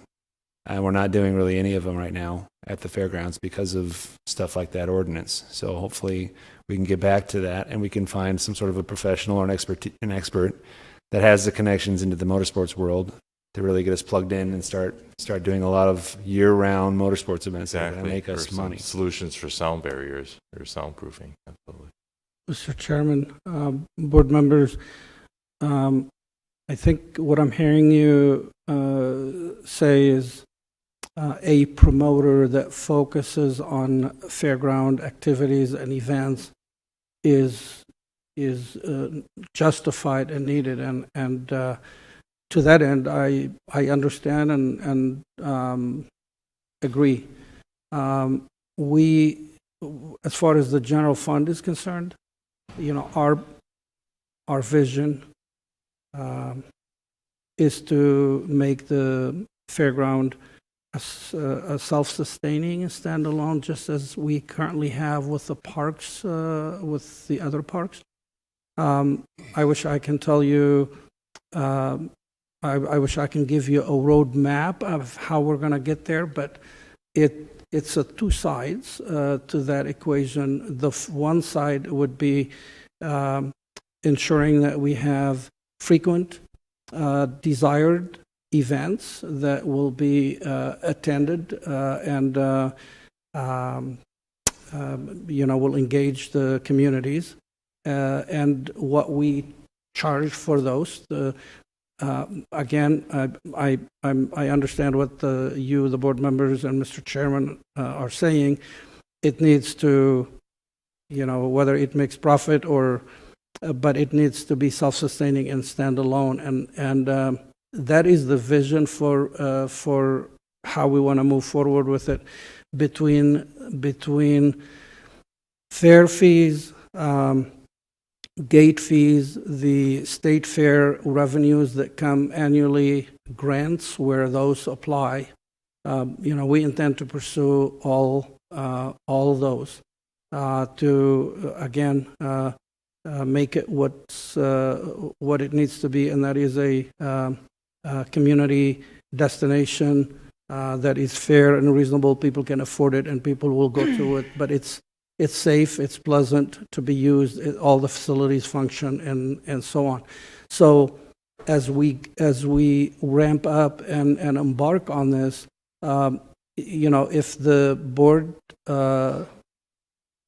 feels that the effort that we currently have, the experience that we currently have, whether it be in the parks administrator or the staff that we have today, if we need to bring promoter on board to help us promote it and add events, clearly, that is attainable, and we will pursue it.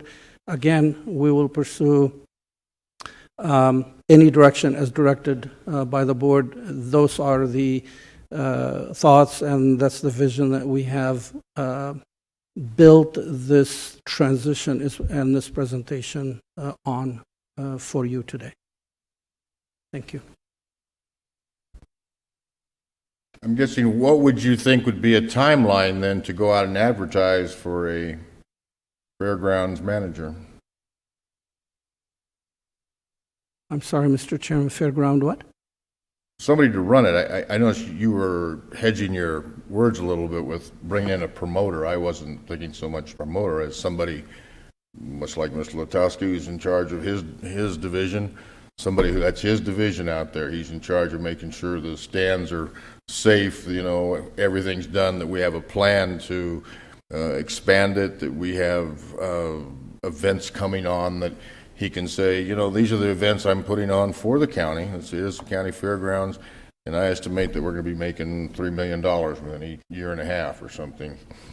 I want to make sure either, the board decides if we want to go ahead with something like that, or if we're just going to have something else, because I was a little bit leery when Supervisor Lingenfelter was talking about, the Kingsmen, and not saying anything about the Kingsmen, but, guys have events they like to put on. Well, I think if we take it over, we're the ones that should be running that thing, not there for letting other people make money. That's just my opinion. Mr. Chairman, board members, I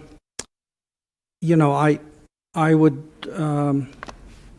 I would submit to you that that Steve, as a department head for Public Works, brings in a rounded, balanced knowledge and experience, and supported by Kristen Zimmerman and the experience that her resume and the experience that she brings enables us at least to have a good start. We, rallying around each other is something that I value, and I wanted to communicate with you, board members, whether it be in a traffic control plan that guides how people get into the park and get out of it in traffic circulation. I mean, that's something that Steve did already lay out and provide, whether it be in facilities, supporting what needs to be done at this time. There is uncertainty, and we understand what the board vision is, we think, and we're building on that. Again, it's a transition period. We will report to you as often and as frequent as you would like for us to do. We would like to demonstrate what we can do with the current strategy of bringing on board a couple of people to help us, and then eventually build it up to those 5. Having a superintendent that can oversee all functions and events and scheduling, supported by a promoter, it would be, I think, a great idea. We're not going to do it without the board guidance and direction. So, if you feel like we need to go in a separate direction and hire a standalone department that reports to the board directly or to the county manager, we're going to do what the board directs us to do. But what I'm recommending to you, and I was involved with staff, we had several meetings leading up to today's presentation. I think it's a good strategy. We're gradually getting into it. We're not proposing to the board to spend funds that are not available or beyond our means, and we wanted to make sure that we have a solid strategy to move ahead with, but we're happy to do as directed. I guess looking at the resumes of the people you're talking about, I'm familiar with both of them, and I don't see anything in there that has to do with rodeos or anything like that. I think we're biting off more than we can chew. I think we're not asking the right questions of people that are experts that can come in and help us. I think we're setting ourselves up for failure, but that's just mine. I just wanted to make it strong enough that people understood that I think if we're going to make a success of it, this is going to fall on us, because people out there know that we took the park back, and if it doesn't succeed, it's going to be the 5 of us catching hell. Supervisor Angus?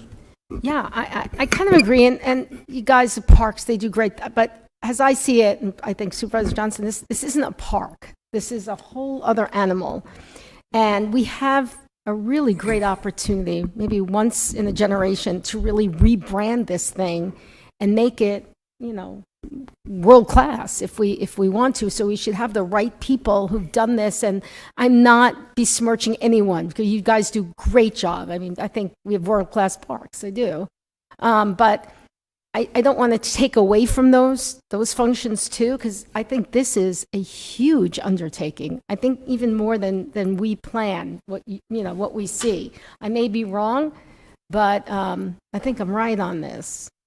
So any sort of really professional experience that we can get right from the beginning, instead of bringing on somebody later, and that person would suggest the kinds of people that you may need, because you're looking at it. I mean, there's all this. There's the running of it and the facilities part, but then there's the actual getting the entertainment here.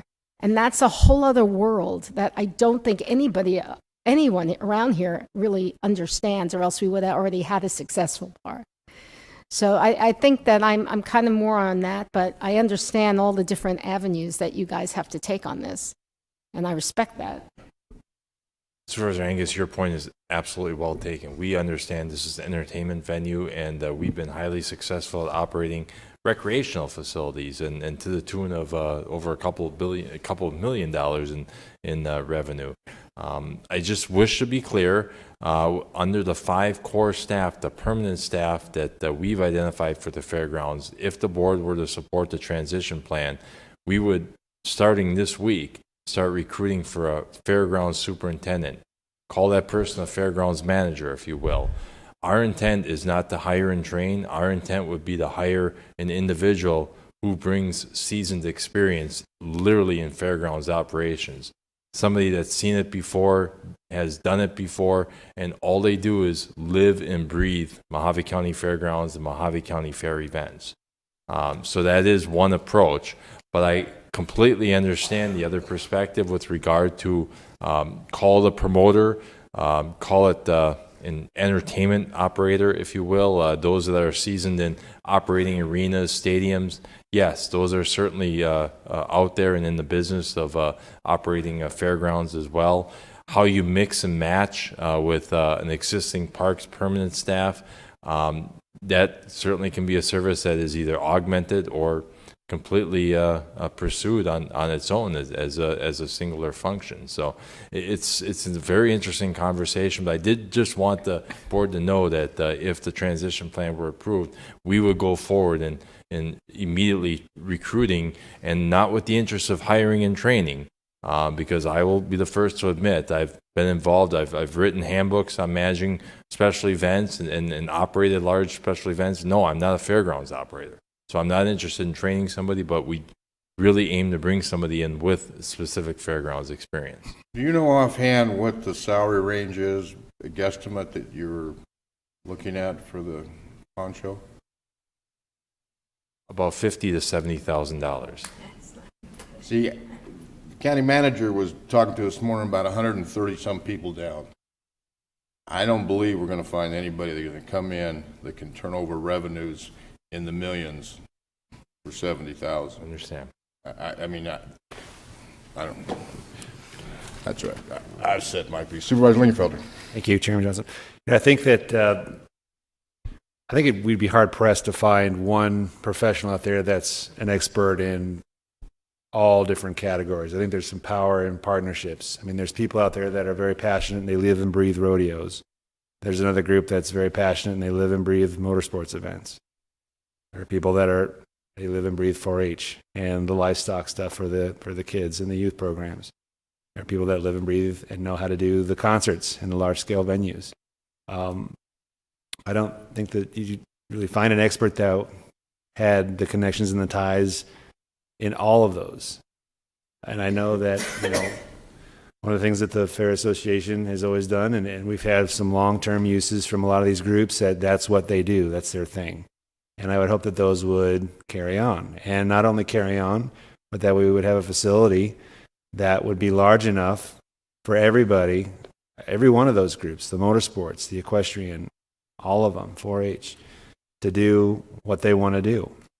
And to have a facility that is, it's clean, it's safe, it looks good. And then the county can do a whole host of additional events on top of that. And together, hopefully, the facility would at least break even, right? That would be my hope. But I don't think that we'd really find one consultant or expert that is a rock star for motorsports, equestrian, concerts, all of that stuff. I don't. I think that there's power in partnerships, and I hope that we continue those partnerships. I thought your business plan looked pretty good. So I support you. Chairman Johnson. Supervisor Bishop. I believe what Supervisor Lingenfelter just described is or could be the Friends of the Mojave County Fairgrounds, where we incorporate all these different groups that have worked so hard over decades with the Mojave County Fairgrounds Association. I think those groups could be incorporated in the Friends of the Mojave County Fairgrounds, and each with their own expertise. And then we could possibly add to that a professional promoter with a paid salary. And like you said, hire a professional fairgrounds superintendent or manager, whatever title we decide to give him, and see what we can do in the first year, maybe the first 2 years, because we're not going to be self-sufficient for a couple of years until we get all these things ironed out. And then we also have the controversy that some people want to move that fairgrounds to another area and do economic development in the existing fairgrounds area. So, we have to decide that too and figure out where we're going as far as a location before we spend a lot of money in the current location.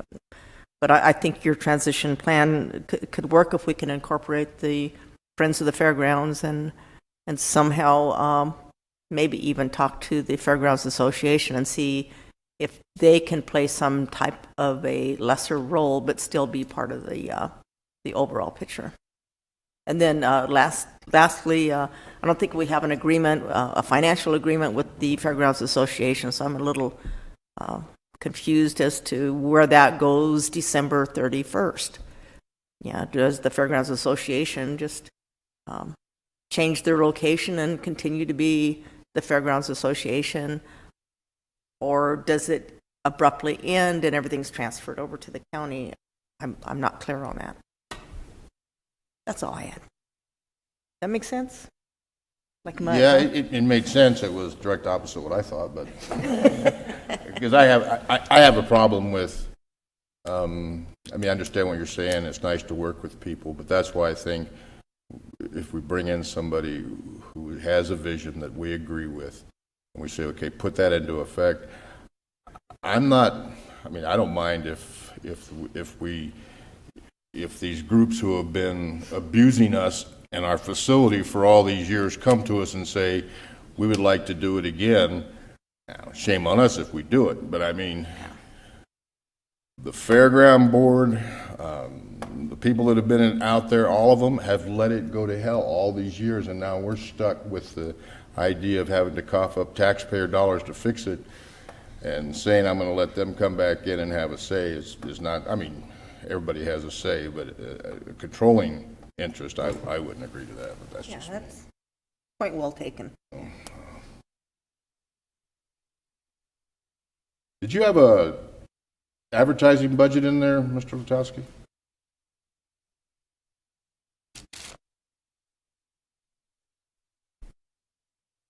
Yes, I'll just skim through the. We did have an advertising budget, though. How much was that? I kept looking at it. I could have been missing it. Oh, $10,000 for the first fiscal year, for the first 6 months of 2022, but then when we get to a whole fiscal year, $20,000 for advertising. That'll just be for local dollars more. All right. So I guess what is it we need, Mr. Lutowski? What is it you're asking us to do today, the board? The staff has put forward a motion to approve the transition plan as presented, and what that enables us to do is really pursue the 6 facets that I had covered earlier, namely recruiting. That's going to be the first thing that we need to hit the ground running on. But the other item would be to approve an appropriation of $100,000 toward soliciting a consulting firm with due expertise in identifying a location for a potential new fairground site. Are we getting a little ahead of ourselves? Obviously we know we need one. We haven't even hired a park man or a fairgrounds guy yet, and now we're going to hire some. Our belief is just keeping things concurrent and keeping things flowing. And I can understand that, but wouldn't the board feel better if we got together and said, what do you guys think? Are we going to do this? And we've taken it back now, and then if you're going to do it, you got any money? Mr. Chairman. Shouldn't we have money before we move ahead somewhere or set up a plan? Instead of paying somebody $100,000 to tell us what we already know? Mr. Chairman, may I? County Manager, do you have something to say? Yes, if I may. Sure. We will gladly bifurcate those 2 items. The recommendation is item A and B. A is to get board approval to proceed with the transition plan, Part B is to bring a consultant on board. A study, a meaningful study that considers access, infrastructure, populations, and so on is one that takes a bit of time. We did not want to procrastinate. The board made it clear that that was a task that staff was to pursue and we were tasked with. So we wanted to come to you today with those two items. One is to approve the transition plan. And as I mentioned earlier, the vision is 1 to 3 years for the current facility, whatever improvements we make. The other was to carry on the board directive of exploring a new site. The charge would be explore the option as directed by the board to find a new site or do nothing. And there would be guidelines. This would just not be handed out as is. We will establish guidelines as to evaluation criteria, and we will be coming back to the board for a decision, and that could take a year or more or less. Whatever decision the board makes, if it is to move, then getting that process initiated and kicked off and delivering takes even longer. So we're just acting on the directive by the board to consider that, to explore that. We don't have to make both decisions today, Mr. Chairman. If the board wishes to consider Part A, which is transition plan, so we can proceed and hire some skilled and qualified individuals so we can be ready come January when we have responsibility for the fairground, and then come back to you as you wish for the second part. We have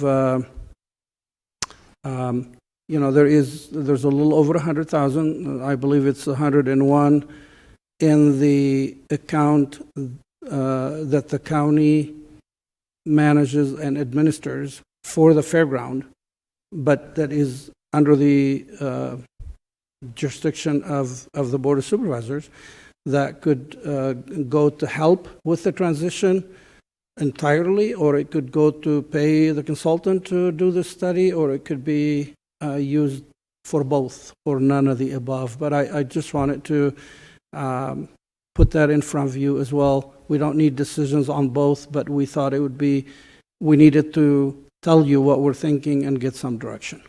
Thank you. All right, let's do the first part first, get that out of the way. If anybody has a motion to accept or deny. I have a question for the county manager. Supervisor Bishop. Do you think our economic development director could do this study with her expertise and her experience?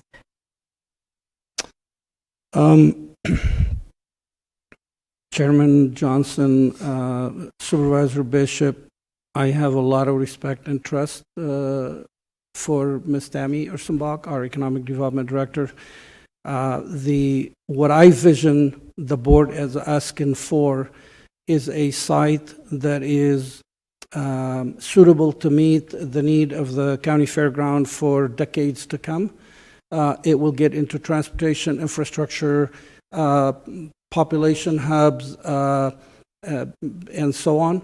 And I prefer, and it does not reflect on Ms. Ursenbach's experience or knowledge, I do prefer to have an independent outfit come in and do it. I truly believe this will be an important decision.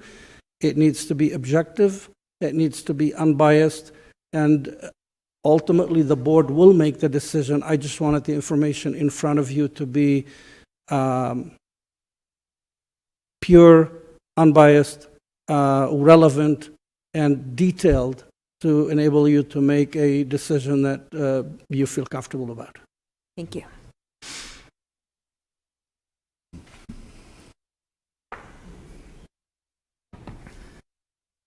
Chairman Johnson, I'll make a motion. Oh, one second, I forgot, we got a couple people sign up. Scotty?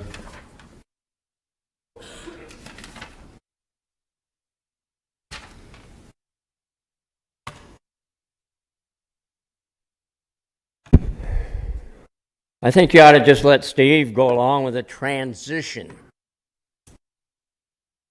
You guys can come back with this. I will certainly let you know what's going wrong up there.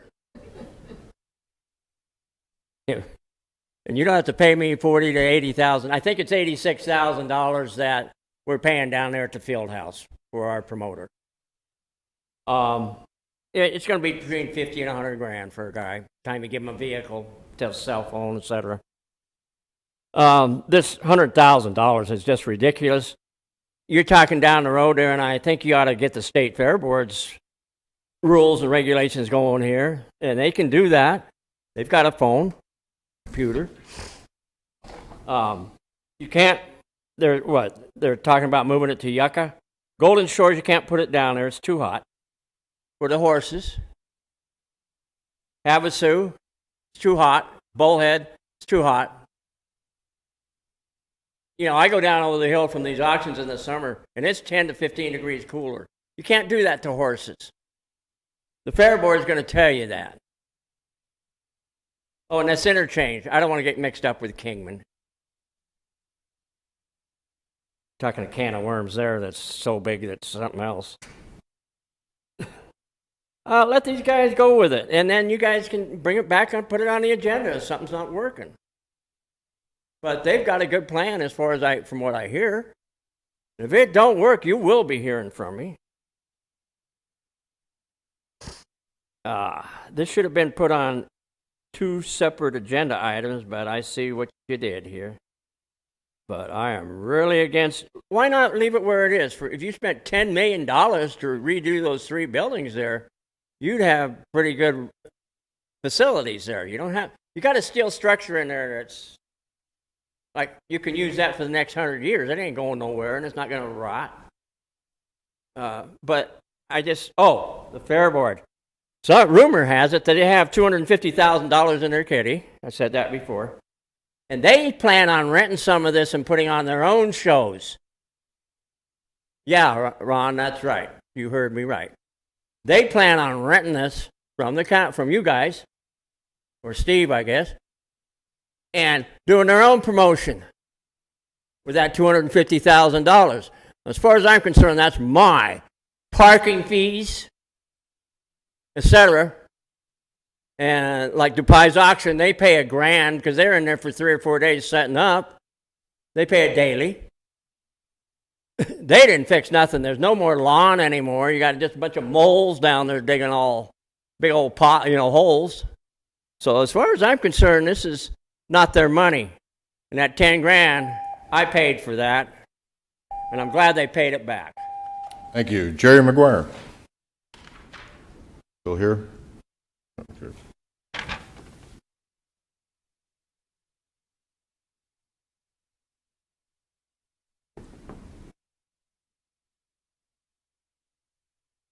Thank you. Jerry McGuire, Chairman of the Fair Association.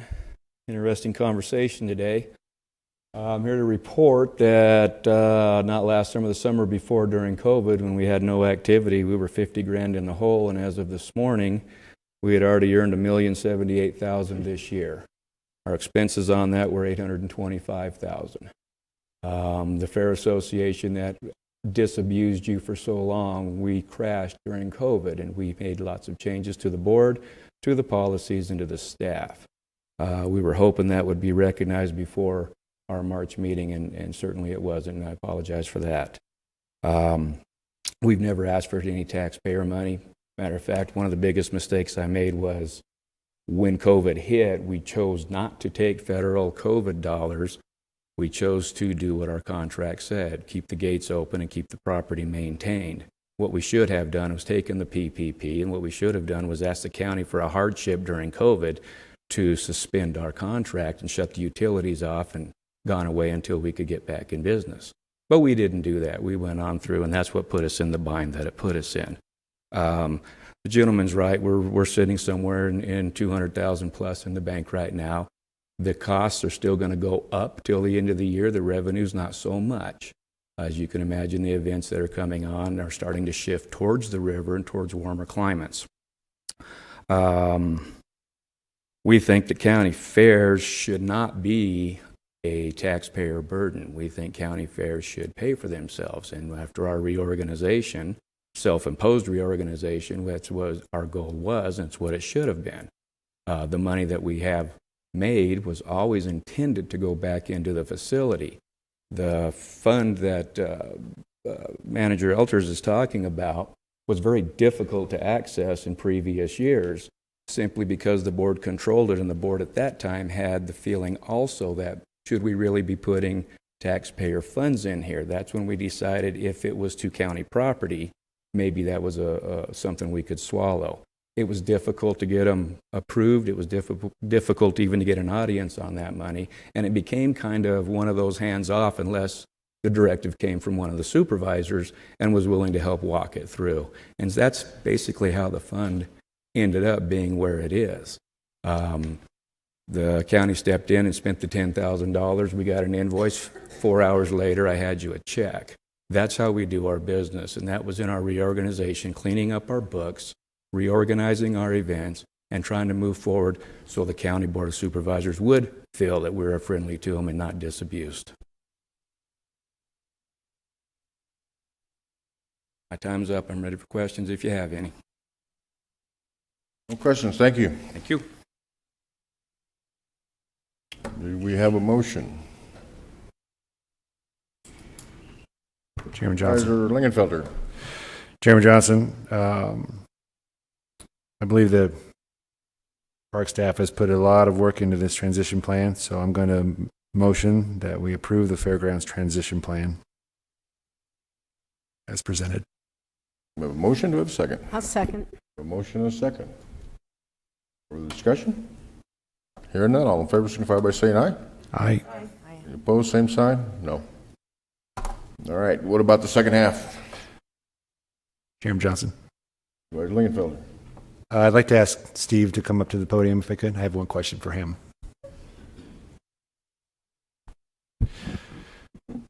Thanks, Steve. So the current site right now, 60, how many acres? 68 acres? Supervisor Lingenfelter. 72. 72. Okay. Well, I know that right now I've been told by some of the groups that I've spoken to that there's not enough room right now for every one of the groups out there to do what they want to do without infringing upon the other. And the classic example of that is the motorsports groups versus the equestrian groups. And they both have valid concerns. And I don't think we're doing any motorsports events. How many motorsports events are going on right now at the fairgrounds? None currently. 0. Right. Yes. So right there, do you know how much money we're losing at the county fairgrounds by doing 0 motorsports events at the county fairgrounds? So for that reason, I think that the current facility, we should be there the least amount of time possible, and we should go to a place where we can expand and we can do everything, including year-round motorsports events that are going to make the county money. And the sooner we get there, the better. So I would hope, if it takes, I mean, we've been talking about, fairgrounds experts. If the fairgrounds experts are good for the venues, then we should have a fairground expert to tell us where in the county we're going to have the best chance of making it all it can be. And I also think that economic development is doing a terrific job, but Tammy's only one person, and our county is huge, and she's going up all the way up to Colorado City, all the way down to Lake Havasu. She's busy. So I would hope that the county would retain somebody that would look at all of the factors that go into locating a successful county fairgrounds, including some of these state regulations or recommendations or whatever they have from the fair board, take all that experience into where we locate the new fairgrounds that is going to serve Mojave County for the next 70 years. So I would hope that we would vote to move that forward. I guess my suggestion would be that maybe we should put this off and bring back an idea or an item where we decide that, one, we want a new fairgrounds, two, the size of the fairgrounds, so, and three, how are we going to pay for this fairgrounds? Until we have a complete picture, I really can't see giving somebody $100,000. I mean, I can give Supervisor Bishop $100,000 and she can look and say, hey, there's 80 acres over here, why don't you put it there? I mean, we all know where the highways are at. We know the locations where it should be, and if we pick up a location and I say, hey, this is a good location, and I call, Mr. Letowski, he'll say, oh, that's, don't have water, they don't have water. I just don't think right now wasting $100,000 is just throwing it away. Chairman Johnson, I've got a follow-up question on that. So would you say that it would be best to have staff come back with some sort of a scope, or are you saying that the Board of Supervisors would come up with the scope of what we're looking for as far as how big it needs to be, what sort of functions we want to have at that facility? Because clearly we're going to need to have some sort of a scope. I think we could come up with that. I think probably, we say I've got 75 acres, I mean, half a section, pretty good. If you got a section, that's great, because a lot of the money is coming from now is from the RV parks, which it appears you guys didn't want to have today, but they have the RV parks, and you can run them year-round, and they can be separated from the facility or linked into the facility if it's a big event or something like that. But it gives us a lot. So if we wanted more land, that way it'd probably be through BLM or something. But that way we'd understand what we needed, and then we can always map it out, saying this is the rodeo arena will be here, and as we get the money, we're going to build the racetrack here, or the car track, or the BMX track, or whatever else they have in the areas. Once we come up with that, then all we have to do is come up with the money. Supervisor Gould? Oh, no. I'm not motivated to spend $100,000 on a consultant. In the end, it's going to be a political decision. I think staff can give us any insight that we can't come up with somebody else. The public doesn't support spending thousands of dollars on consultants. I hear people grumble about government spending money on consultants. You bring in a fair consultant from another state, he's not going to have any better of a grip on state statute than you and I do. Probably less. So, and I don't know that there's the Acme Fair Consultant outfit that's just waiting for us to give them a call to come out and consult on where we should put a county fair. I think we can come up with that, and that staff can put together what it is that we need for that site. As far as size, if we can get a BLM recreation grant, I would say I would take all the land that they'll give us for it. And we kind of know the area that it needs to be in politically. Thank you. I got two things really. Hopefully, I know that the State Fair Board, there's been some contact with them, and collectively all across the state, they have just significant experience with fairgrounds in general. Hopefully, maybe as an alternative, they'd be willing to work with the Mojave County Board of Supervisors to lend their expertise. And second, and something that is a little disconcerting to me, I haven't heard any mention of the Wallapai Tribe or Beaver Dam, Littlefield, Scenic, Colorado City, Centennial Park. All these areas to the north are growing as well, and all of them really deserve to have access to the fairgrounds as well. And Kingman is in the center of Mojave County, and I think it would be a disservice to move it too far south from those populations to get ignored as it is enough. So I'd hope that we would keep it somewhere that would be equidistant and along transportation corridors. Mr. Chairman? County Manager. The $100,000 amount in this request is just to ensure that we did not make a habit of coming to the board for requests for increases. We do not believe we need 100. It's probably south of there, but it truly is predicated on what we scope the study to be. We wanted to have a discussion with the board That's what we're doing here today. We don't think it will be 100. It will be over 50, I guarantee you. And as far as, staff bring in recommendations, staff can. Staff has ideas. I've gotten feedback from staff, from board members, and from the communities. I assure you, it's not going to be an easy decision. And I really recommend and prefer that we have a.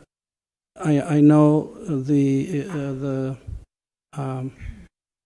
expenditure is a concern to the board, and I fully understand. But this is also a big decision.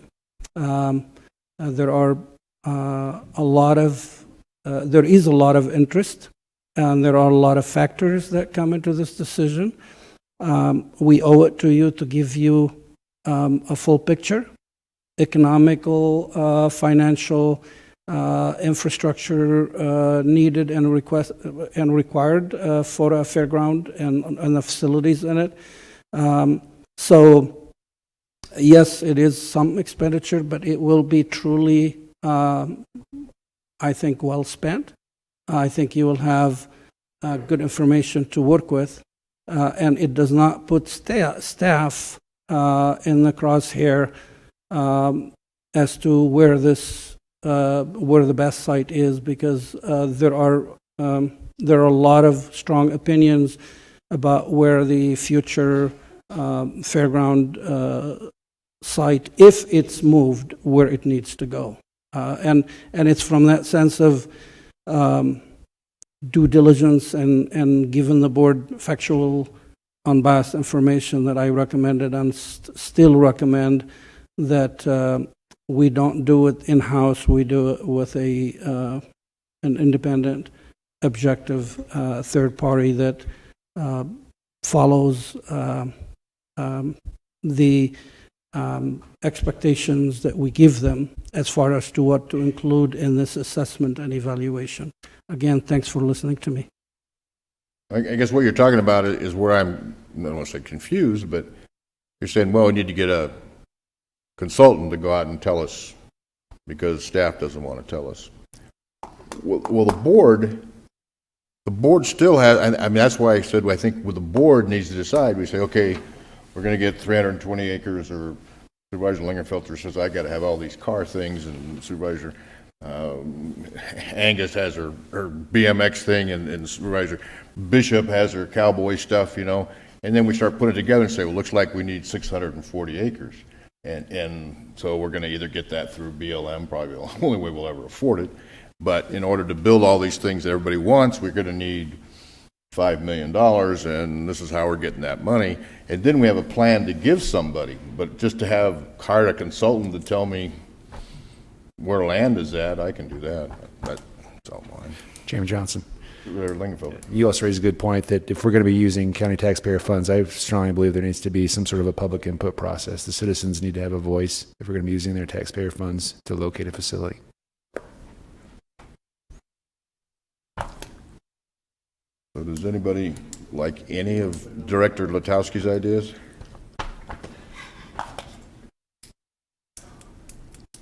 I'd make a motion to continue this.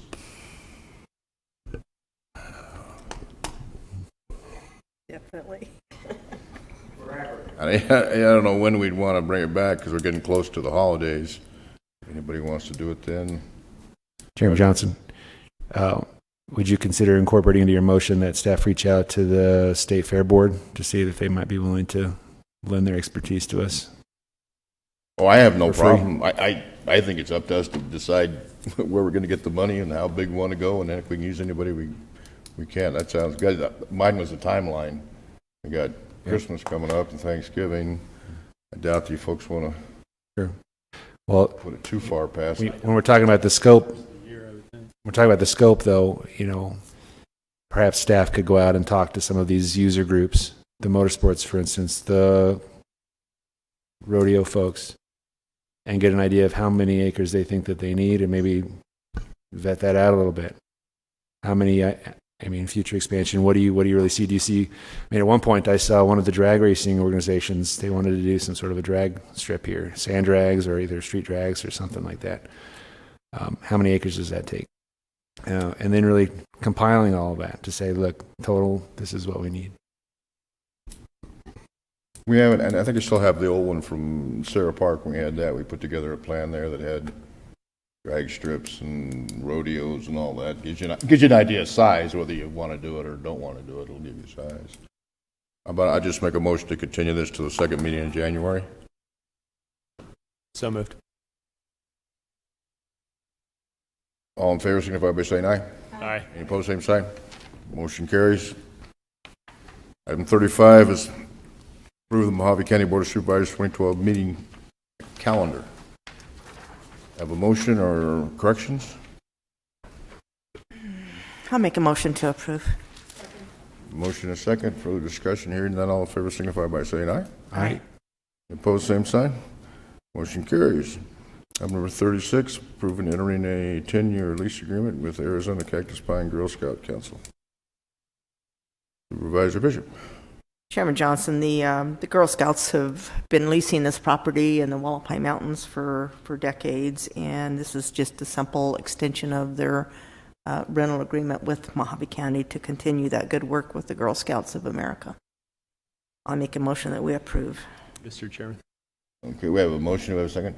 Second. Second, all right. There's an error on the term of the contract that needs to be changed if you put that in your motion.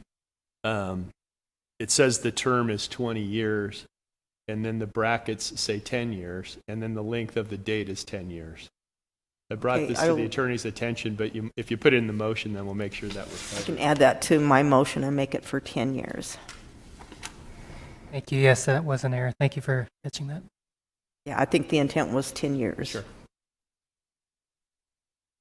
So does the second need to be? Second. All right. We have motion second. No further discussion. All in favor signify by saying aye. Aye. Aye. Opposed, same sign. Motion carries. Item number 37, I have a couple people signed up. Lynn Cananu? Still here? No? Mr. Chairman,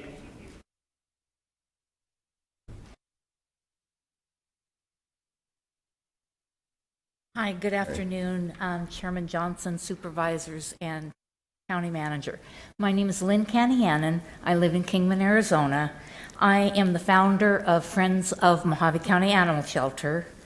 First off, I just want to thank the board for approving the new shelter. It means the world to the community.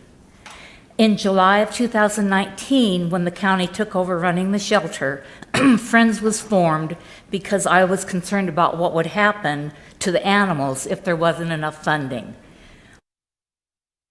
We are an 8-member board of directors comprised of concerned citizens who fundraise, help at adoption events, and foster animals. We have tremendous support from the community. Many individuals donate regularly, as well as we get donations from local businesses. Our directors and a group of volunteers hold adoption events weekly at both PetSmart Kingman and Bullhead. These events have resulted in over 1,500 animals being adopted every year. These high adoption numbers generate grant money from PetSmart. Residents of Mojave County and the city of Kingman are passionate about the animals, as we of Friends are. And they lend their support in order to help rehome the unwanted homeless animals of Mojave County. We believe that every animal deserves a chance to be adopted into a forever home. We also believe that they deserve to be sheltered comfortably while waiting for their adoptions. In closing, I just want to thank the board again and just hope that we can move forward quickly to get the new shelter built. Thank you.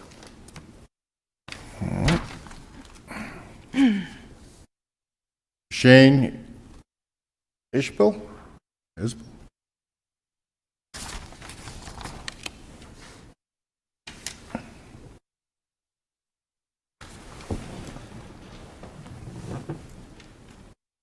like to thank you all for giving me the opportunity to speak. I'm a resident of Kingman, Arizona. I've been here for 10 years. In that time, I've been a volunteer and a donator for the shelter. It was in the hands of a 501c3 whenever I first got here, and it has now transferred over to your leadership. I want to thank you for moving forward with the new project as far as getting us a new shelter, which is highly overdue. The study has been conducted, and it came up 2 times, both by a panel of 5 recently, that we needed it, and a panel before then that was paid for. And back to the last subject, I'd like to thank you for not putting out $100,000 of tax money to do that study for the fairgrounds. But anyway, I think you have the right people in place as far as Nicole running the shelter and her staff. They work very well together as a team, and they have done very good humanitarian effort to put those animals in the hands where they have a chance to get out the front door instead of the back door, as it's said. When I heard it mentioned the last time there was a meeting here on this subject, that somebody brought forth the fact that we were, as a county, only responsible for a 3-day hold. Now, I don't know if that information was completely presented properly, because that 3-day hold is not necessarily a quarantine, but those animals during that 3-day hold are not available for adoption. And I'm not exactly sure what you guys understand about what happens after that 3-day hold that we're responsible for if we no longer put forth any humanitarian effort to be able to continue to try and find them a home. But I would like to put in front of you just a situation where if a person leaves town and they leave somebody in charge of their animals, they go on vacation. They go on vacation for generally a week, if not 2 weeks. We could all agree that that 3-day vacation is probably not something that happens very often. Well, in that case, if a person who's responsible for those animals, they run away or whatever the case may be, my point is they don't get the opportunity to get adopted. Thank you for your time. Thank you, sir. Tracy Langley.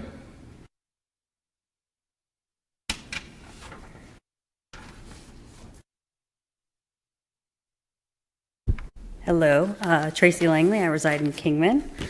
Good afternoon, Chairman, members of the board, staff. I want to let you know that me and the members of the community that I've spoken to are ecstatic to see that the new shelter project is moving forward. As many of you know, I was one of those 5 people that was on the Needs Assessment Committee. That was in 2015. Staff, community, board, everybody worked tirelessly. We worked very hard to get that information and to bring it to you, and it was all approved. And we're proud of that, and I'm happy with that. It's important to me and members of the community. I would like to compare the shelter that we're looking at building to a shelter that was just built in Texas, Midland, Texas, actually. They have an average animal intake of 5,500 compared to our 4,000. They spent $8.4 million on a shelter. We have 3.5. They have, I do have blueprints if anybody wants to see it, by the way. We don't have that money set aside to build like a Taj Mahal or a really nice dog motel. We just don't have that money. The plan that I've seen for our new shelter is building what's necessary for the staff to do their job and for the animals to be healthily contained and taken care of. I want to thank the board for continuing to represent their constituents by moving forward with this long overdue project. Thank you. Thank you. Mr. Chairman, you asked for an update, and you were kind enough, and I want to thank you for giving us a list of questions. Thank you. Go ahead. If you have the answers, that'd be great. Yes, sir. Okay. I'm going to ask Nicole and, if needed, Melissa to step up and provide that update and answer questions that you and other board members may have.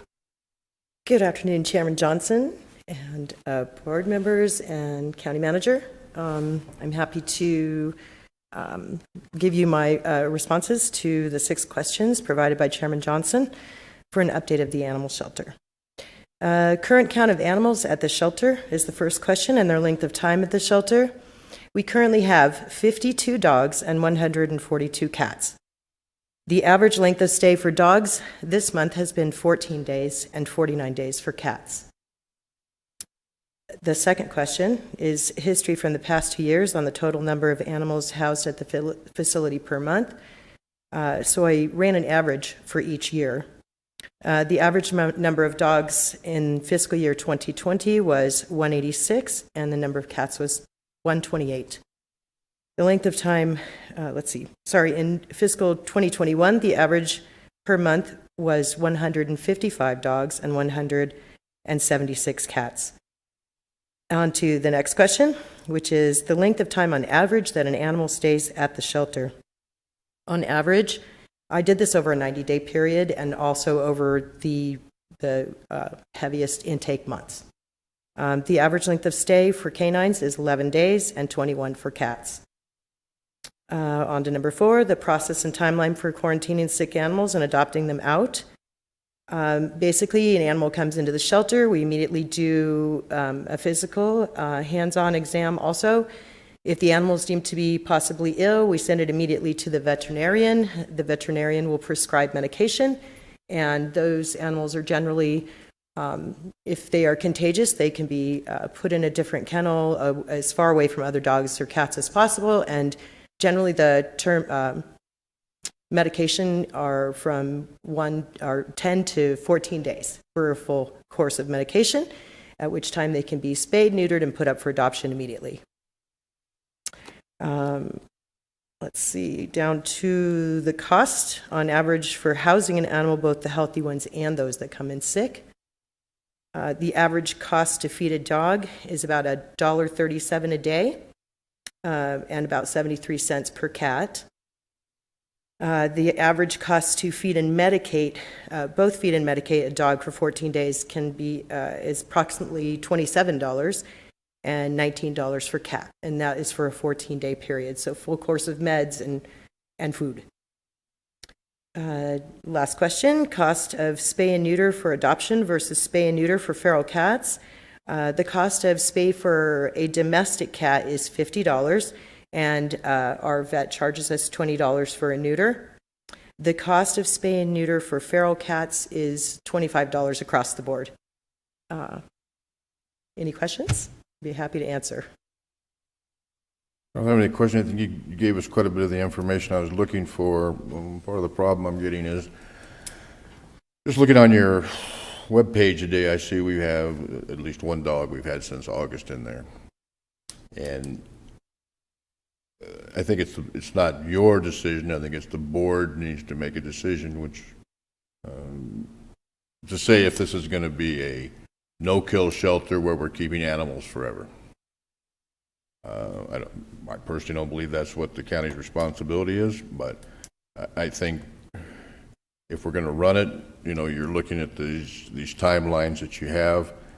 I'm surprised that your numbers are staying fairly low, whether you would have 186 and 128, but I was wondering if that's going to cause our new facility to be out of space immediately.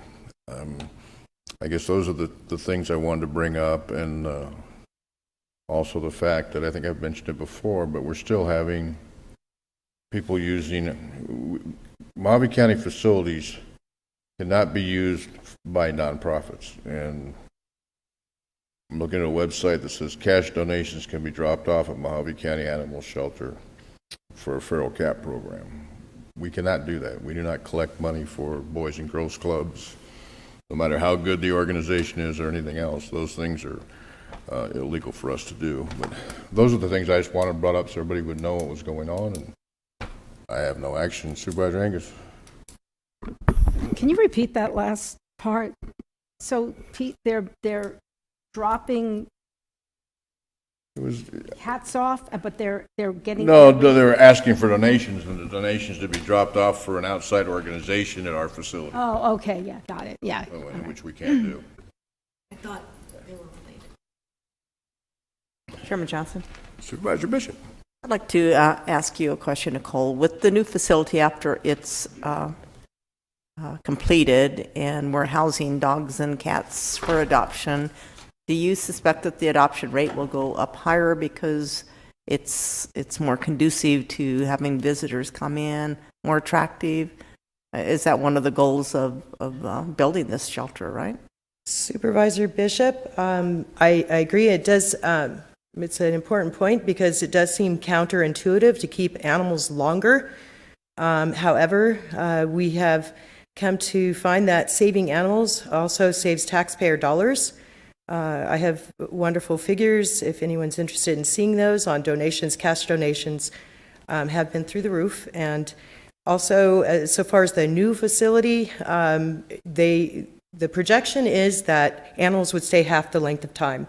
In other words, if dogs normally stay the 2-week period, which is the average I was giving you, they say they'll go down to 1 week. Puppies, 2 days, 1 day instead of 2 days, and cats, obviously that time also cut in half. That's one of the benefits of a more family-friendly facility in a better part of town without maybe trains going over your head, and also under roof so that people can come in and see the animals out of the weather. Does that answer everything? Yes, I believe it did. And I think just the visual effect of the waiting room and the viewing room and the location is going to make our adoption rates a lot higher. Time will tell, but I believe that's the plan. That's what we're going to see. And I know that donations come in from our residences because it is a no-kill shelter. And aren't there grants that are specific to no-kill shelters that you receive that are specific Supervisor to that? Bishop, that's also a great question. So I could never call us a no-kill shelter. We do not fit in that category. Even Lake Havasu is not a no-kill shelter. We are obligated with quarantines that run, after the quarantine period is over, and the owners do not want the dog back. We euthanize the dog. It could be potential harmful animal. We euthanize sick and injured animals. We've euthanized hundreds of cats and kittens that came in this year extremely sick. So I could never call it a no-kill shelter. We do the best we can. We try to adopt out every single animal we can or transfer when we have too many. As in last year, we transferred out over 1,000 animals to other rescues that were happy to take them from us. And then we adopted out about 1,500, and about 600 were returned to owners. So of those 4,000 animals, you can do them out. We do well. Sorry if I got off track for a second, but that's okay. Basically, I know the PetSmart. Sorry about that. The PetSmart grant. But that was important information. We're not a no-kill. We're no-kill ethic. We don't want to, but sometimes you have to. Organizations like PetSmart Charities and several other charity organizations happily give grant money to you, but you have to be over a certain percentage, up in the 90% area of live release. So that's kind of the numbers that we're doing our best to achieve, and that means these tireless volunteers that are there every single week, and both PetSmarts doing all kinds of events, they help us to achieve that. And so, yes, this year we received, fiscal year 2021, we received over $158,000 in donations. Wow. So it's amazing. And then you also have a pretty robust foster program. And I know from experience with 2 of my dogs that once you foster a dog, a week later you're adopting that animal because they bond with you just that quickly. Foster failures, and it happens wonderfully a lot. So, and this community has been rich in helping us with fosters as well. In fact, I really wanted to bring down. at I the wanted to bring Alfred to this meeting to show everybody how nice it is to foster and then adopt, but he said no. That's all I have. Thank you. All right, thank you. Now, the animals that you're getting, they're coming south of the river, and obviously they don't go to Bullhead because Bullhead has their own animal control and Havasu has theirs, so it's just basically this area here.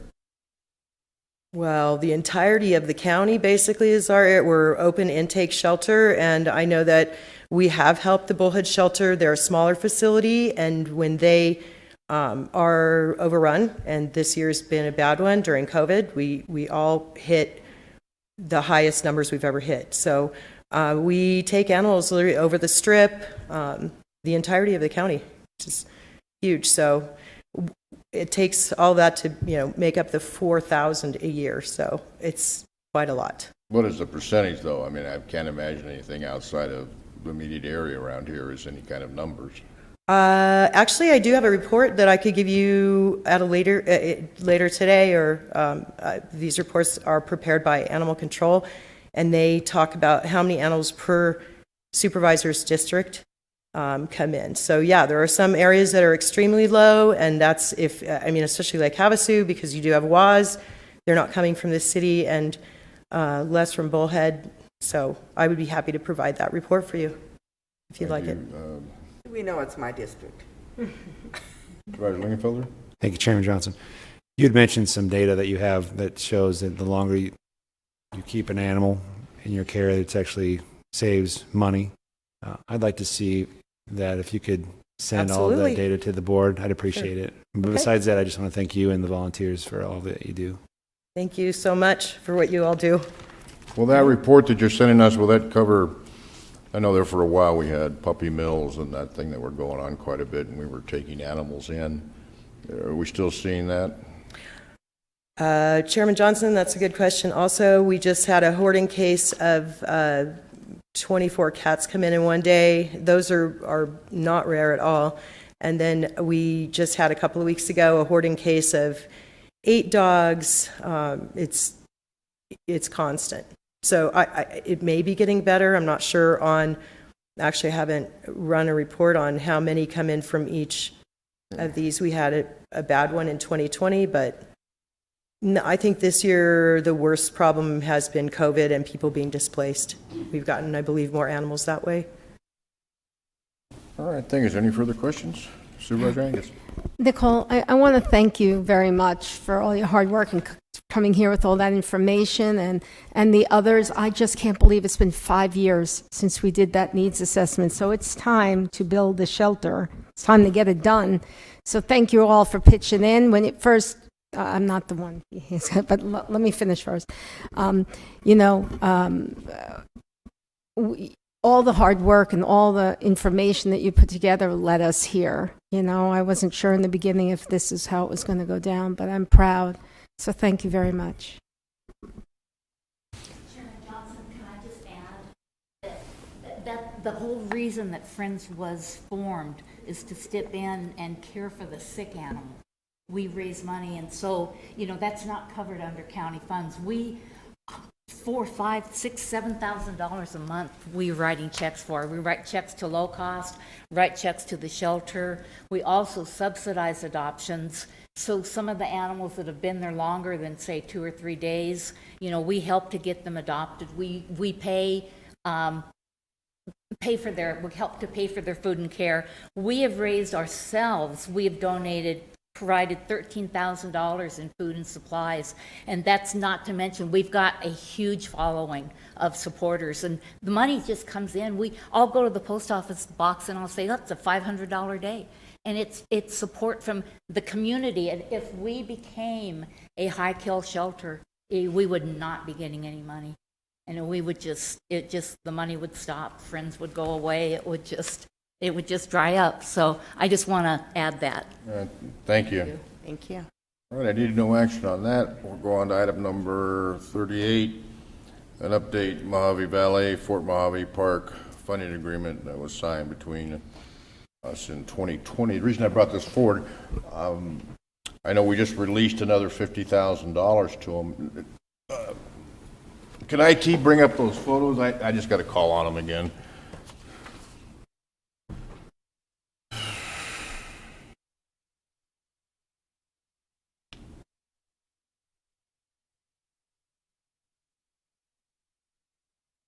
IT?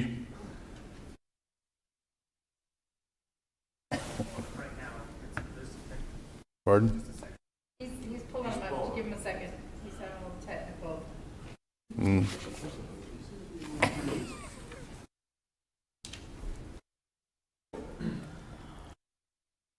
I guess I'll go over my points. The board decided to give $50,000 a year. It appears to me that we're just subsidizing the whole park. If you go to this next photo, this is a trailer. They're obviously the front entrance, like it says, still unfinished, not in ADA compliance. Looks the same as it did 3 years ago. The next picture is the second trailer on the property. It's not secure. It's easily accessible, easy to climb into, easy for someone to get hurt, as you can see from the photos. Not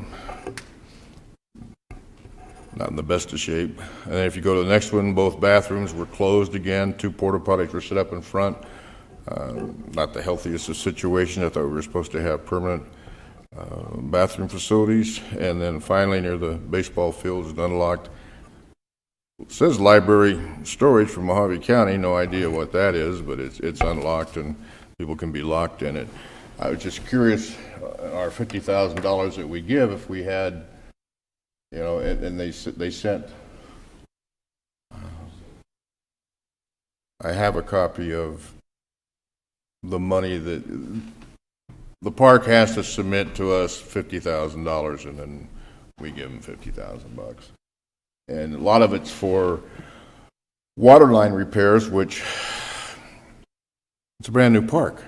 I mean, the problem was we were having when they were building that park was they weren't letting us inspect it to make sure that they were putting in things correctly, and now we're fixing water lines. I guess it was just a surprise to me that we're paying for the grass cutting and we're paying for the water and we're paying for all the things, and it appears that the park is paying for nothing, and it doesn't look like the citizens are getting much for their money.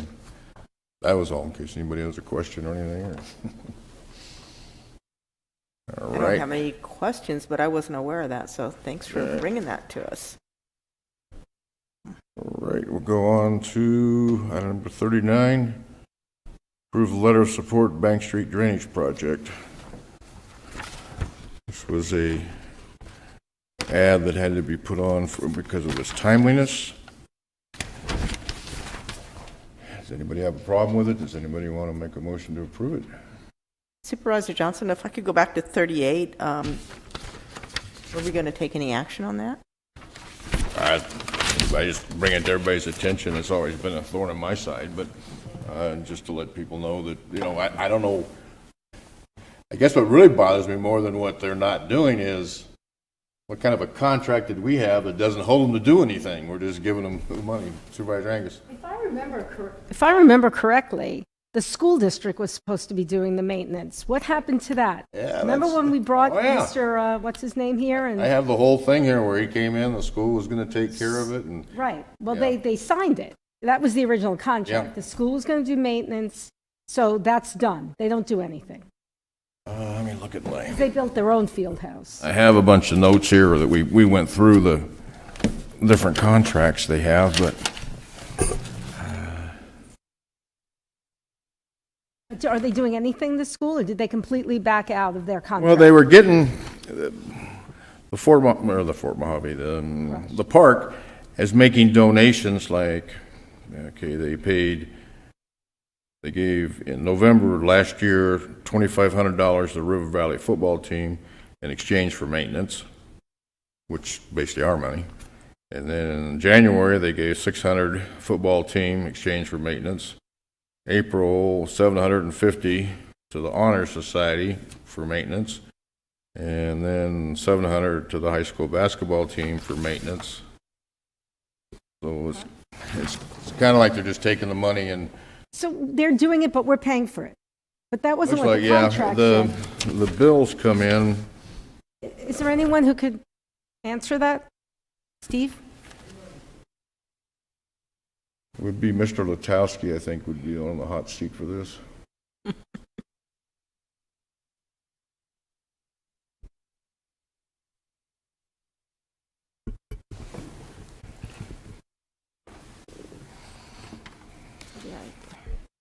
They were going to pay it. Chairman Johnson, members of the board, there was at one time an agreement where the school district did accept operational expense responsibility. The status of that I do not have in front of me in terms of as it relates to the current agreement that was struck in 2020. So staff would have to do some additional research into that. Can we bring this back then, next meeting, and with a full report? Sure. So in the 2020, were they still a part of the contract, at least? Or did they just back out and break their word? Recitals of the, I have the park funding agreement here. The recitals do not reference the school district.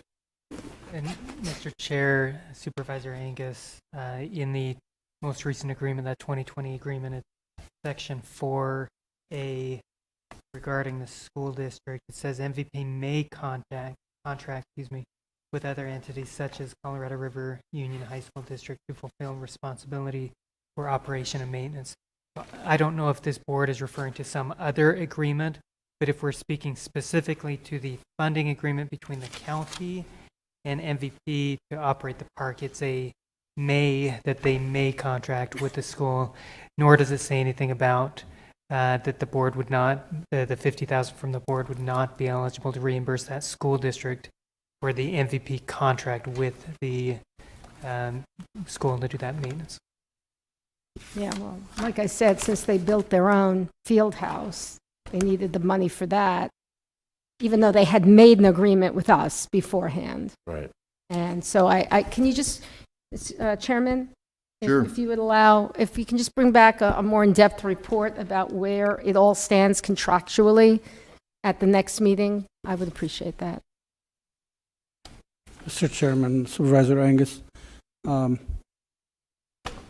I'll commit to you to going back, working with, we'll review any contracts in place, any leases, any history in the last, I don't know when in 2020 this agreement or this arrangement was made.